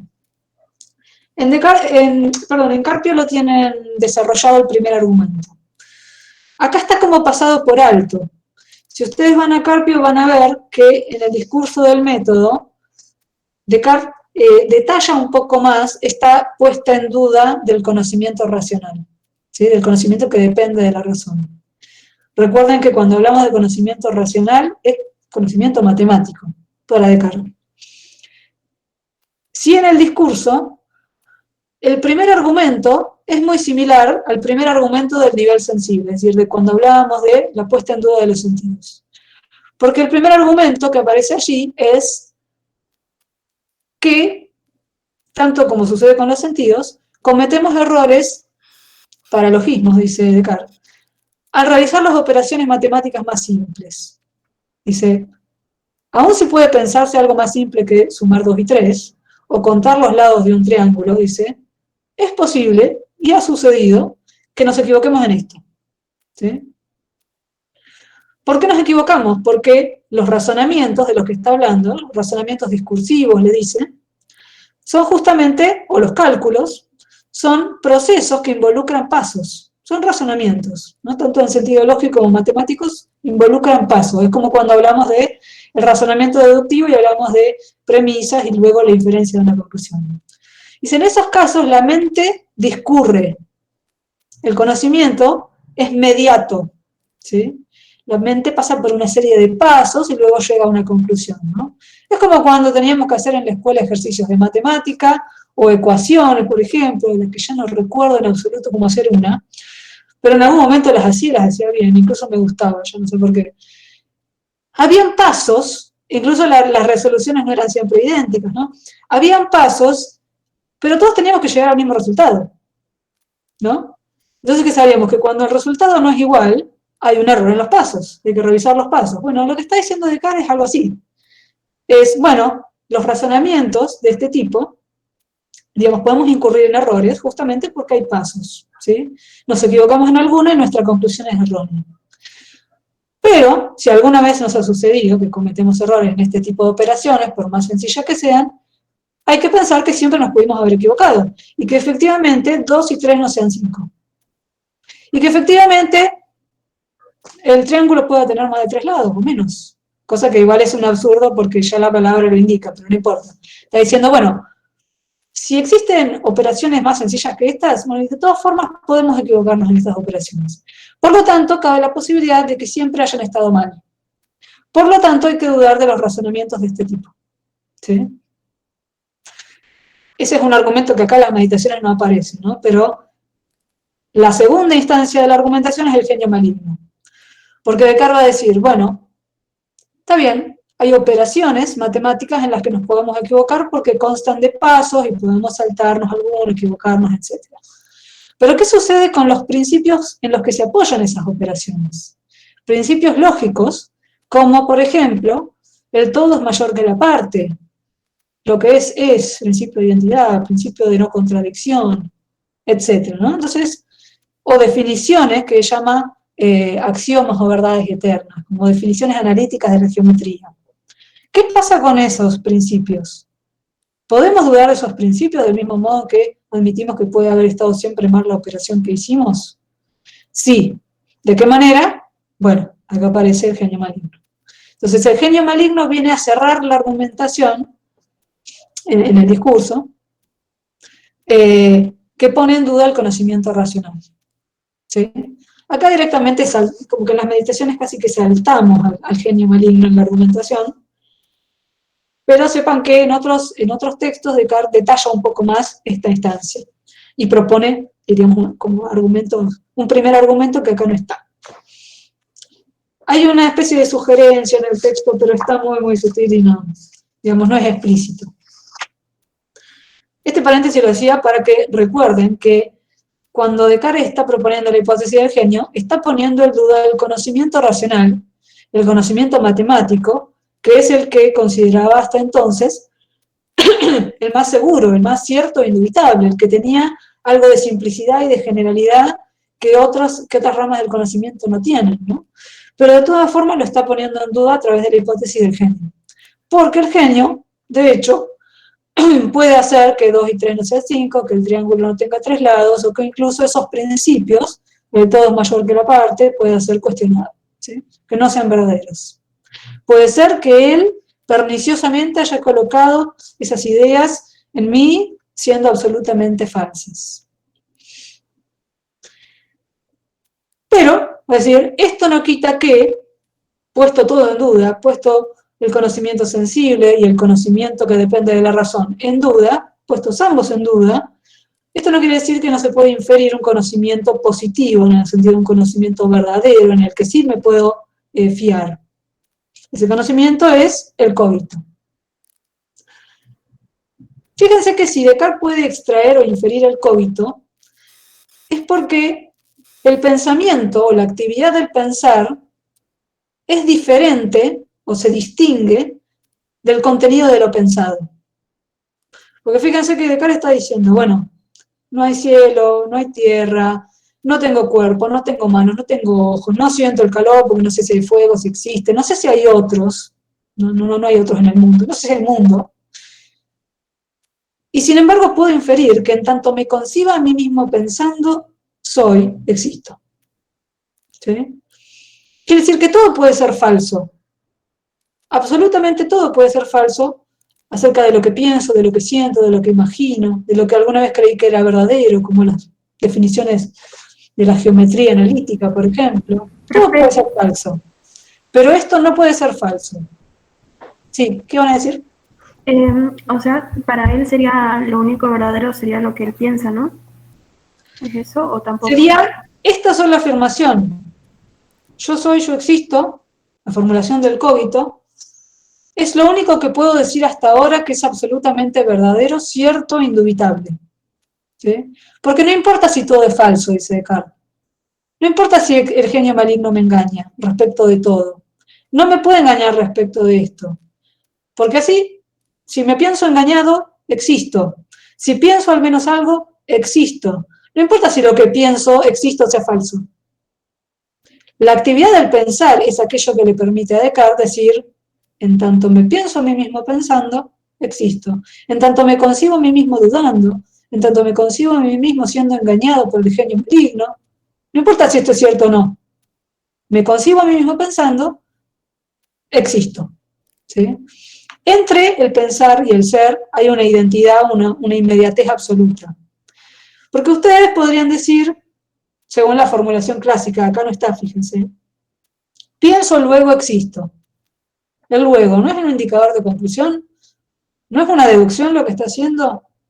Una deducción abreviada, como dice Carpio, que diga, todos los hombres que piensan existen, soy hombre, o pienso, por lo tanto existo.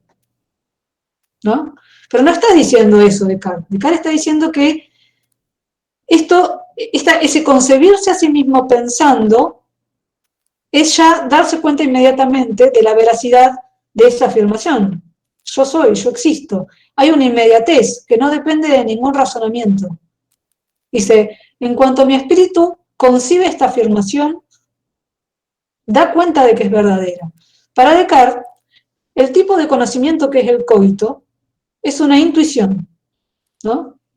Esto también lo pueden buscar en Carpio, está definido, y creo que, no sé si en lo...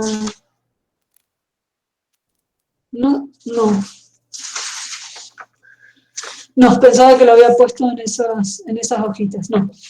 La diferencia entre conocimiento mediato e inmediato. Eso es importante en Descartes. Un razonamiento del tipo que sea implica pasos, implica mediación, ¿sí? Ya sea un silogismo, como el que decíamos, todos los hombres son mortales, por lo tanto Sócrates es mortal, es un razonamiento que consiste en pasos, un conocimiento mediato, ¿sí? Mientras que el cogito es un conocimiento intuitivo. Justamente porque es intuitivo, dice, ni bien lo concibo, asiento su verdad, ¿sí? No tengo siquiera que pensarlo, acá mi mente no discurre, dice Descartes. Lo concibo y sé que es cierto. Porque no importa si tengo cuerpo, si existe el mundo, si hay efectivamente un genio maligno o no, nadie puede decir que mientras esté pensando no soy algo. Todavía no sé qué soy. Algo, ¿sí? Luego veré qué soy. Pero no cabe duda de que si me veo engañado, me concibo a mí mismo engañado por esta entidad, que si dudo, siquiera, existo, porque no puede suceder que me conciba a mí misma pensando y no sea algo a la vez. ¿Sí? ¿Se entiende esto? Sí.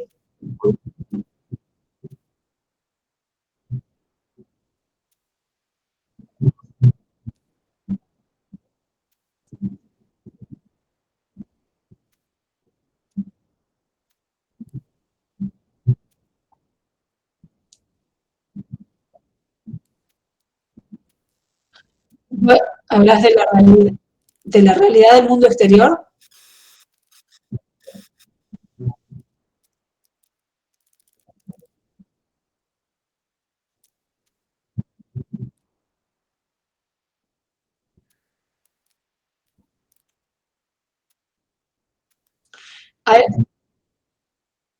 Lo está haciendo implícitamente, porque el cogito, no solo cuando Descartes formula el cogito, no solo está dando cuenta de lo que va a ser el primer principio de la filosofía, que estaba buscando, esa base para un nuevo edificio del saber, enteramente nueva, absolutamente cierta e indubitable, ese es el cogito, lo acaba de encontrar, ¿sí?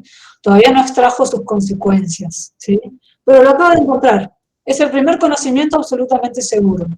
Pero también es lo primero que existe, perdón, es lo primero que existe. O sea, la dimensión ontológica de esta afirmación es que si no sabíamos si algo existía hasta ahora, porque lo hemos puesto todo en duda, sabemos que ahora algo existe.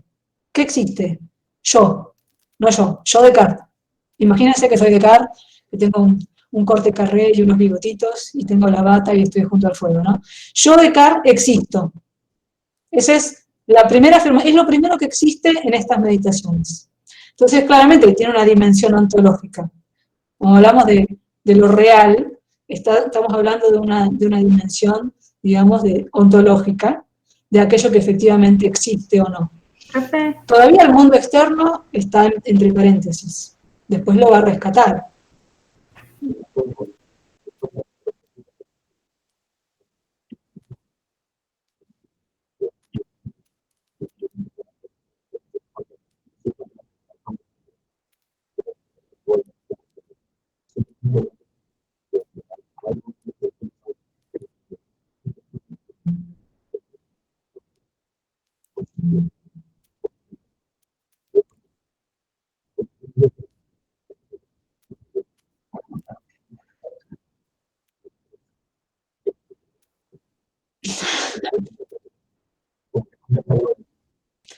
Sí, no sé si exactamente entiendo lo que querés preguntar, porque vos estás haciendo también referencia a la idea de Dios. Ah,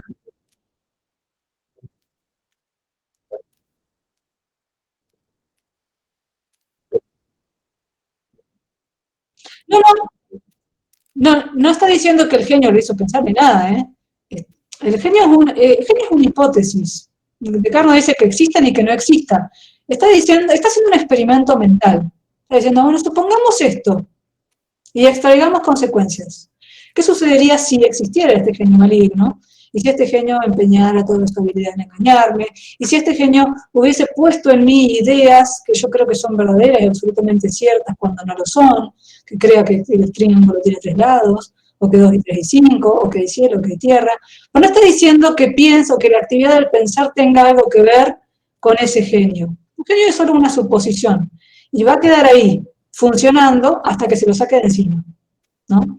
Por eso tiene que llegar la tercera meditación para que demuestre la existencia de Dios y se saque de encima el genio maligno. Porque el problema es, si no me saco de encima el genio maligno, me quedo en el cogito. Y no hay edificio del saber que solo consiste en una afirmación. Yo soy, yo existo. No es un conocimiento que le vaya a importar a nadie en tal caso. Es decir, va a quedar ahí. Porque no hay mundo, porque ya fue puesto en duda, porque no hay otro. Es una concepción solipsista. Es solito Descartes que sabe que existe, y ni siquiera tiene cuerpo, o sea, ¿no? Entonces, claro, después hay que ir quitando los obstáculos para que esa hipótesis del genio no siga ahí funcionando como posibilidad y se admita que otras cosas se puedan conocer. ¿Qué más podemos conocer además del cogito? El cogito es el fundamento, es el primer principio. Y ahora llegamos a esta afirmación, bárbaro. El tema es que después hay que ver, bueno, ¿cómo seguimos adelante? ¿Qué más conocemos? ¿O en qué medida el cogito nos sirve de parámetro para evaluar otros saberes? Eso es otra cuestión, ¿no? Volvamos a esto. La afirmación del cogito entonces significa la postulación de un primer principio. Cuando decimos primer principio es el fundamento entero de ese nuevo edificio del saber en el que está pensando Descartes. ¿Sí?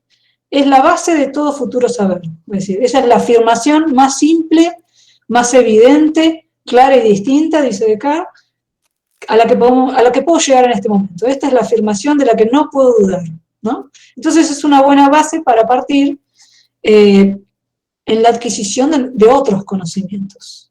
Entonces es un primer principio, decíamos, en el sentido ontológico, porque si hasta ahora nada existe porque no lo sé, ¿sí? Y todo fue puesto en duda.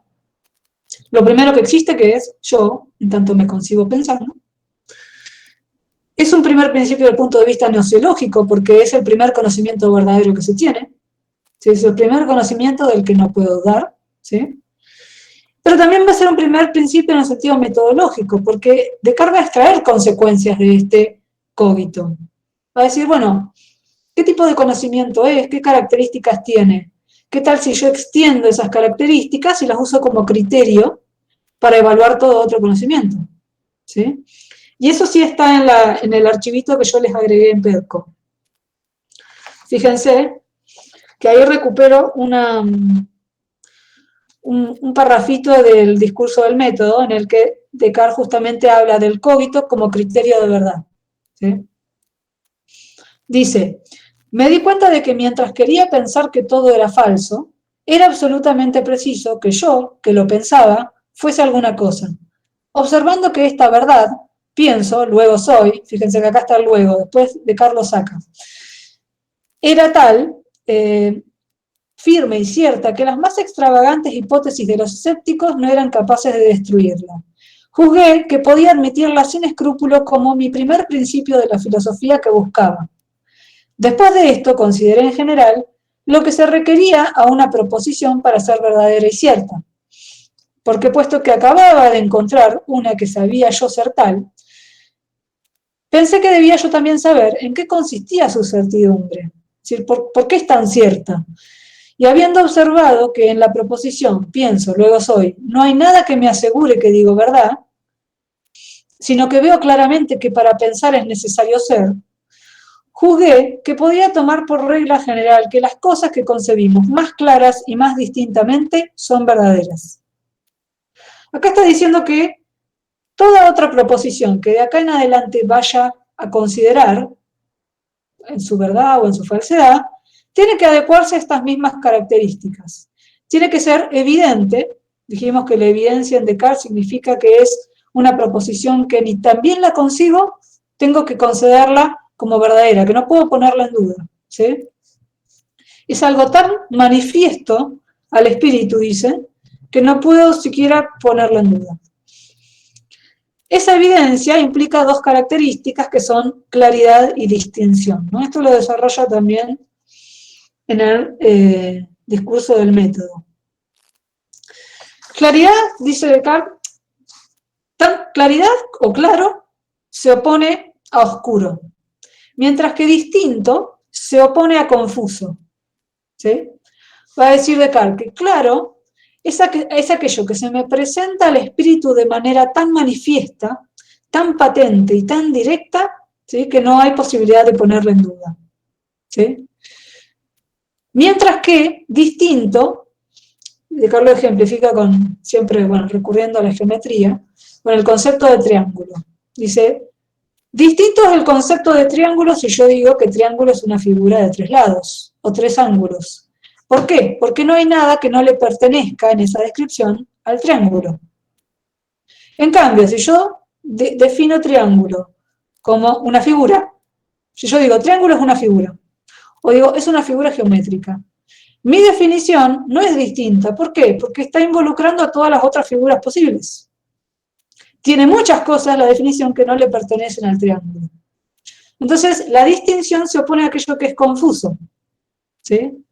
Una definición de triángulo distinta sería aquella que contempla lo que el triángulo y solo el triángulo es, mientras que una definición confusa, ¿sí? Su opuesto, sería una que involucra cosas que el triángulo no es, otras figuras, por ejemplo. ¿Se entiende esto? Después da unos ejemplos como más del sentido común. ¿No? Dice, bueno, por ejemplo, en este momento tengo un dolor agudo. Pongámosle, tengo un dolor de muela, o tengo un dolor, una puntada en algún lugar en el estómago, en el vientre, que no sé exactamente de dónde viene. Ese dolor es claro a mi espíritu, es manifiesto, es patente en el momento en que lo siento, no puedo ponerlo en duda, sé que está ahí, y es claro, pero no es distinto, puesto que yo no sabría decir exactamente cuál es su naturaleza, de dónde viene, ¿no? Cuando uno dice, me duele la panza, ¿no? Cuando uno dice, me duele la panza, hay un universo en la panza, puede ser un problema en el hígado, un problema en el estómago, el intestino, acidez, cólicos, qué sé yo. Entonces, ese dolor, que es claro, puede no ser distinto si yo no sé exactamente señalar de dónde proviene. Podría ser cualquier cosa, ¿sí? Es confuso, no es distinto. ¿Sí? Eso es un ejemplo para decir, bueno, ¿qué supone la evidencia para Descartes? Estas dos características, claridad y distinción. Esto sí está en las paginitas que les dejé ahí, después fíjense. Ahora, el cogito para Descartes sí cumple con esas características. Es un conocimiento evidente, es un conocimiento intuitivo. quiere decir que es un conocimiento inmediato, ni bien lo concibo, asiento su verdad. No tengo opción de ponerlo en duda, dice Descartes, ¿sí? De manera que de acá en adelante va a decir, todo conocimiento que se me presente, digamos que yo tenga que evaluar una proposición para saber si es aceptable, si es verdadera, si no es verdadera, tengo que mirarla bajo este criterio. ¿Cumple con la evidencia, la claridad, la distinción o no cumple? Si no cumple con estas características, será un conocimiento dudoso y lo desterramos por falso directamente, ¿sí? Y si el método de la duda sigue funcionando de esta manera, ¿no? ¿Sabemos que algo es absolutamente cierto? Bueno, este es el modelo, ¿sí? Nos da los criterios para evaluar todo otro conocimiento. ¿Se entiende esto? Esto por ahí no va a estar expresado acá en el texto, pero si lo buscan en Carpio está. Porque la pregunta es, bueno, ¿qué tipo de conocimiento es el cogito? ¿Por qué no lo puedo poner en duda? ¿Sí? Para Descartes es imposible poner en duda el cogito. Si me concibo a mí mismo pensando, no importa si existo efectivamente como cuerpo, si existe el mundo, si existen otros. No puedo poner en duda que yo sea algo si me concibo a mí mismo pensando. Eso es para Descartes una evidencia absoluta. Pero luego, ¿qué pasa? Bueno, Descartes tiene que empezar a considerar qué más hay. No me puedo quedar en el cogito. Entonces va a empezar a pensar acerca de la naturaleza de los cuerpos. Los cuerpos quedaron como entre paréntesis, ya dudamos del mundo, porque aquello que creíamos, dice Descartes, que nos daba información acerca del mundo, son los sentidos. Los datos de los sentidos ya los pusimos en duda totalmente porque no son fiables. Entonces ahora dice, bueno, vamos a pensar primero qué soy y vamos a pensar también la naturaleza de los cuerpos que antes dejamos puestos en duda. Creo que una de las preguntas del práctico, sí, era ¿en qué consiste la naturaleza del yo para Descartes? ¿No? Cuando llegamos a esa parte de la segunda meditación, Descartes dice, ¿qué soy? ¿Sí?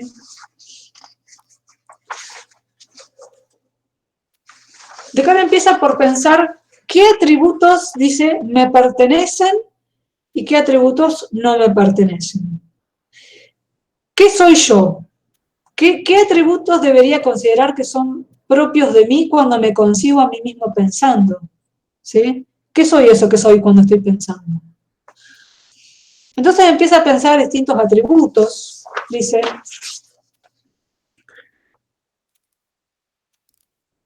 Dice, habían atributos que consideraba que eran parte de los cuerpos y habían atributos que yo consideraba que referían al espíritu. Dice, pero ahora que pienso que tal vez existe un genio maligno, dice, que emplea todas sus fuerzas para engañarme, dice, ¿puedo estar seguro de que poseo alguno de estos atributos que antes creía que tenía? Dice, veamos los atributos del alma, veamos si hay algunos que estén en mí. Los primeros, dice, son alimentarme y caminar, pero es cierto que si no tengo cuerpo, tampoco puedo caminar y alimentarme. Otro es sentir, dice, pero tampoco se puede sentir sin el cuerpo. Aparte de que he pensado sentir en otras oportunidades muchas cosas durante el sueño y al despertarme he reconocido no haberlas sentido efectivamente, ¿no? Otra vez vuelve al argumento del sueño. Dice, otro es pensar, y encuentro que aquí el pensamiento es un atributo que me pertenece. Únicamente él no puede ser separado de mí. O sea, ya me está anticipando que él es algo cuyo atributo único y fundamental es pensar. Dice, yo soy, yo existo, esto es cierto, pero ¿cuánto tiempo? A saber, todo el tiempo que yo piense. Vale decir, si no me concibo a mí mismo pensando, no existo.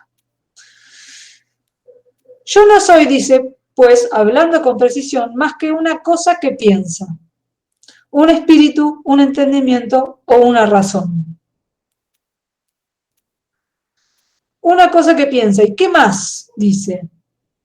Voy a indagar, dice, excitaré mi imaginación para ver si no soy algo más. Dice, yo no soy esa reunión de miembros que se llama cuerpo humano. No soy un aire tenue y penetrante difundido por todos estos miembros. No soy un viento, un soplo, un vapor, ni nada de cuanto puedo figurar e imaginar. Ya he supuesto que todo esto no era nada, ya lo puso en duda. ¿sí? Pero, dice, hallo que no dejo de estar cierto de que alguna cosa soy, ¿sí? Cuando Descartes se define a sí mismo como una cosa que piensa, el término que usa es res cogitans, o cosa pensante, lo cual ya nos está indicando dos cosas. Uno, que se está valiendo del concepto de sustancia aristotélico. Dos, que se está definiendo qué es la cualidad principal o el atributo principal o la naturaleza de esa sustancia, que es el pensar. La sustancia cuya propiedad fundamental es pensar. Eso es Descartes. Ahora, ¿qué es pensar? Es lo que va a definir Descartes. Y cuando vamos a ver qué piensa Descartes sobre pensar, también, digamos, suele descolocarlos que para Descartes pensar es muchas cosas. ¿Sí? Dice Descartes, ¿qué soy pues? Una cosa que piensa. ¿Qué es una cosa que piensa? Es una cosa que duda, que concibe, que afirma, que niega, que quiere, que no quiere, que también imagina y siente. Fíjense que todas estas cosas para Descartes son pensar. Actividad psíquica en general parece que es pensar para Descartes, ¿sí? Pensar involucra dudar, concebir. Concebir implica formular conceptos, ¿no? Es utilizar el entendimiento. Afirma, que niega, que quiere, que no quiere, fíjense la facultad de la voluntad, que también imagina, facultad de la imaginación, y que también siente. La sensación es un atributo del pensamiento, fíjense que es contraintuitivo para nosotros, digamos, bueno, pero dijimos que si no tengo cuerpo no puedo sentir, y acá Descartes nos está diciendo que sentir es un atributo de esta cosa que soy, que piensa, ¿sí? Acá otra vez hay que pensar en esa distinción que hace Descartes entre el pensar como actividad y el contenido de lo pensado. ¿Sí? Una cosa es poder imaginar. Tenemos la facultad de imaginar. Puedo imaginarme una sirena.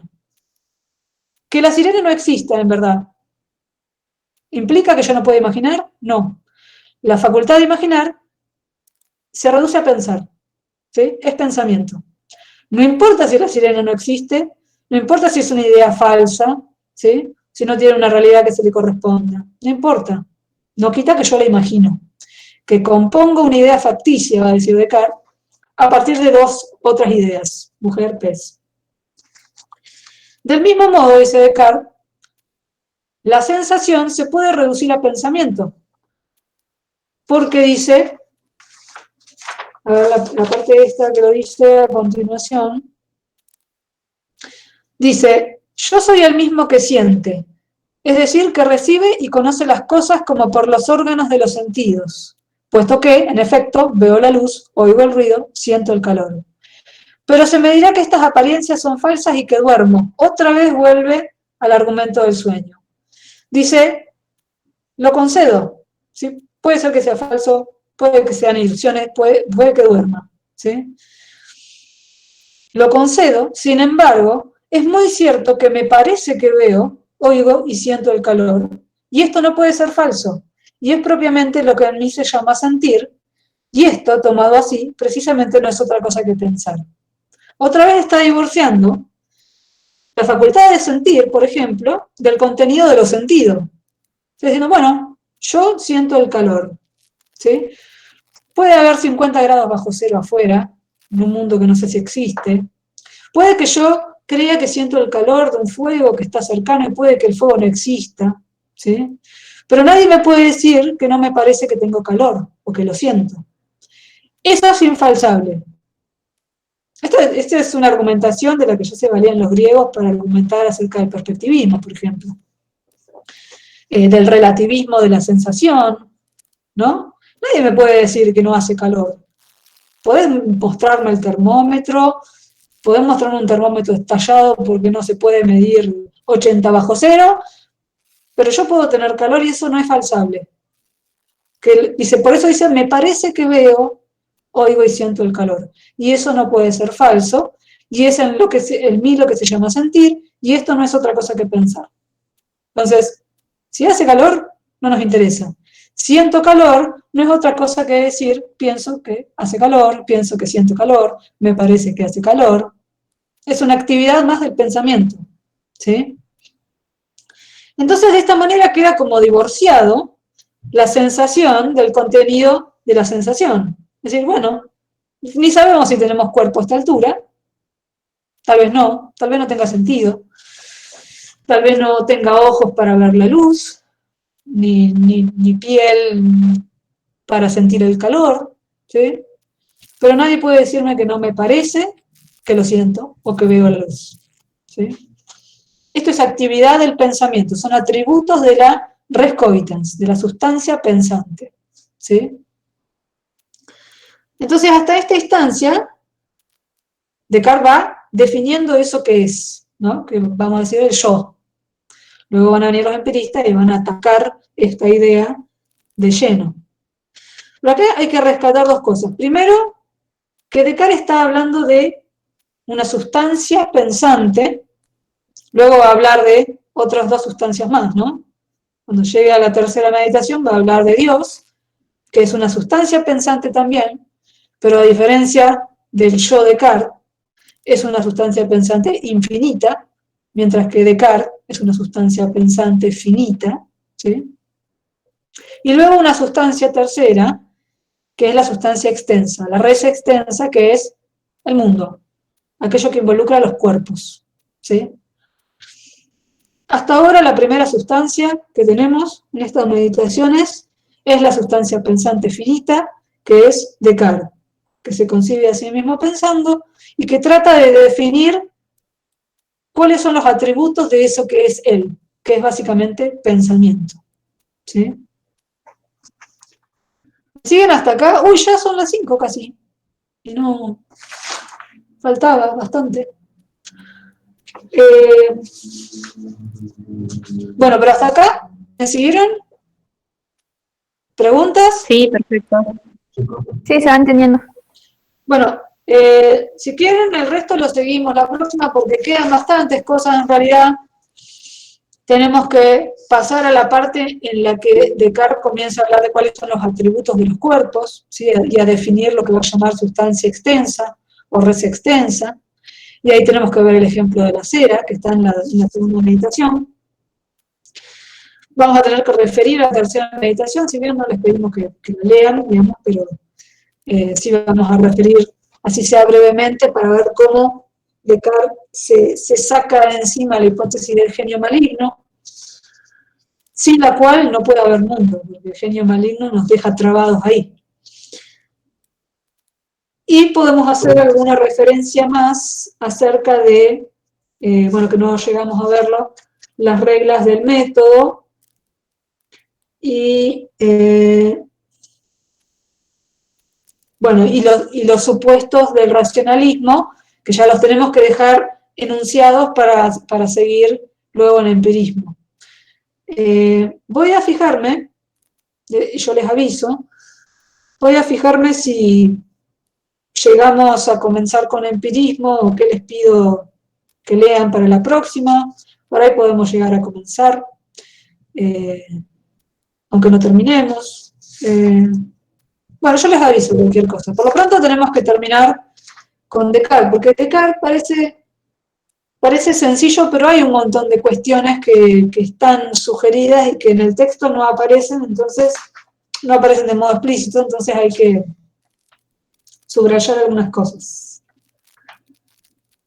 ¿Les parece? ¿Sí? ¿Preguntas? Por ahora no, profe, se entendió todo bastante bien. Bueno, me alegro. Sí.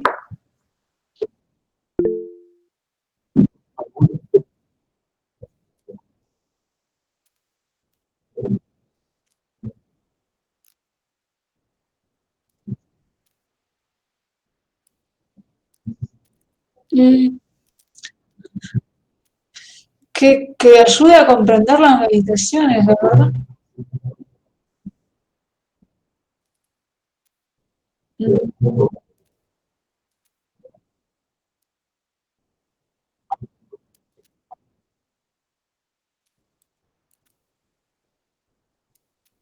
No Yo sabes que no sé ahora, me preguntás, la verdad es que no sé.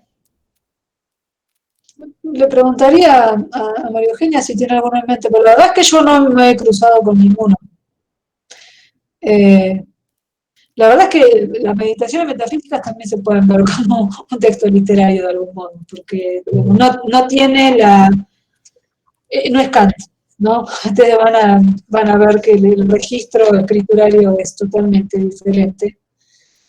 Y que en realidad las meditaciones exponen lo que más o menos el núcleo está en el discurso del método, pero está expuesto de otra forma, en el modo en que se van atando las argumentaciones. La verdad es que no sabría decirte ahora si hay algún texto que toque este tema. Ni idea. Si lo encontramos, lo agregamos por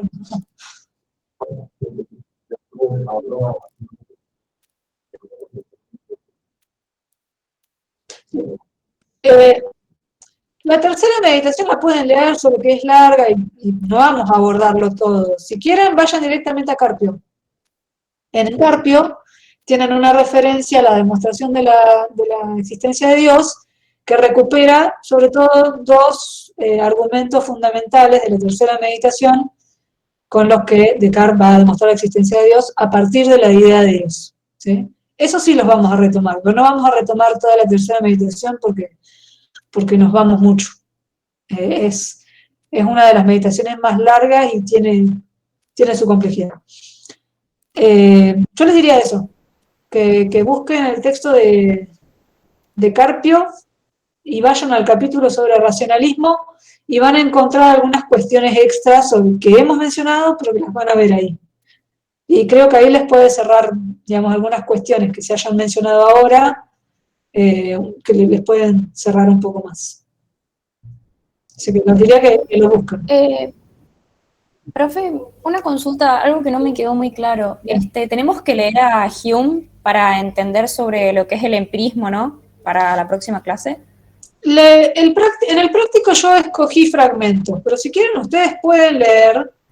Tendría que decirle cuántas las secciones, porque yo no me acuerdo si le daba la 1 y las 2 o si había seleccionado de distintas partes del ensayo de Hume, del tratado, perdón, más que del ensayo, es el tratado de la naturaleza humana. Pueden leer algo. Hume es bastante claro. Voy a revisar el texto y de última después les pongo en un aviso ahí en novedades, les pongo que pueden leer para acompañar. Y si no, en los dos podemos leer los capítulos de Hume y de Descartes de los dos, de Descartes también. el otro manual, ¿no? El de García Morente. Digo, Sí, para ir también. orientándonos si no accedemos al texto original o no sé. El de Carpio tiene racionalismo y empirismo a continuación, y en empirismo está muy claro recoge más Hume que Locke. Creo que de Locke hay poco y nada. Estaba fijando. Pero de Hume recupera las críticas que nosotros vamos a recuperar sobre los conceptos de sustancia, causalidad, alma o yo de Descartes. Así que le sirve. En el caso de García Morente no me acuerdo de su capítulo sobre empirismo, no me acuerdo qué tal estaba. Lo tengo acá, dice que hay psicologismo, hay Locke y hay Hume también, o sea que hay un poco de todo. Ah, bueno. Sí. Les van a servir bien de marco esos capítulos. Sí. Pero bueno, en última instancia yo les aviso después, reviso los textos y les puedo decir que pueden leer para que no se dispersen en un montón de textos y se nos pierda el nodo de lo que necesitamos abordar. Pero sí sepan que tanto Carpio como García Morente tienen capítulos sobre empirismo y lo pueden revisar también.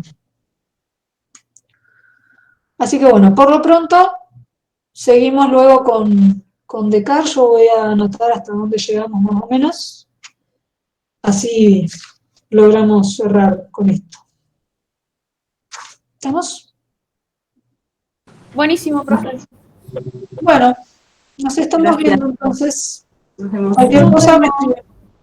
Gracias, profe. Hasta luego. Gracias, chao. Chao. Nos vemos.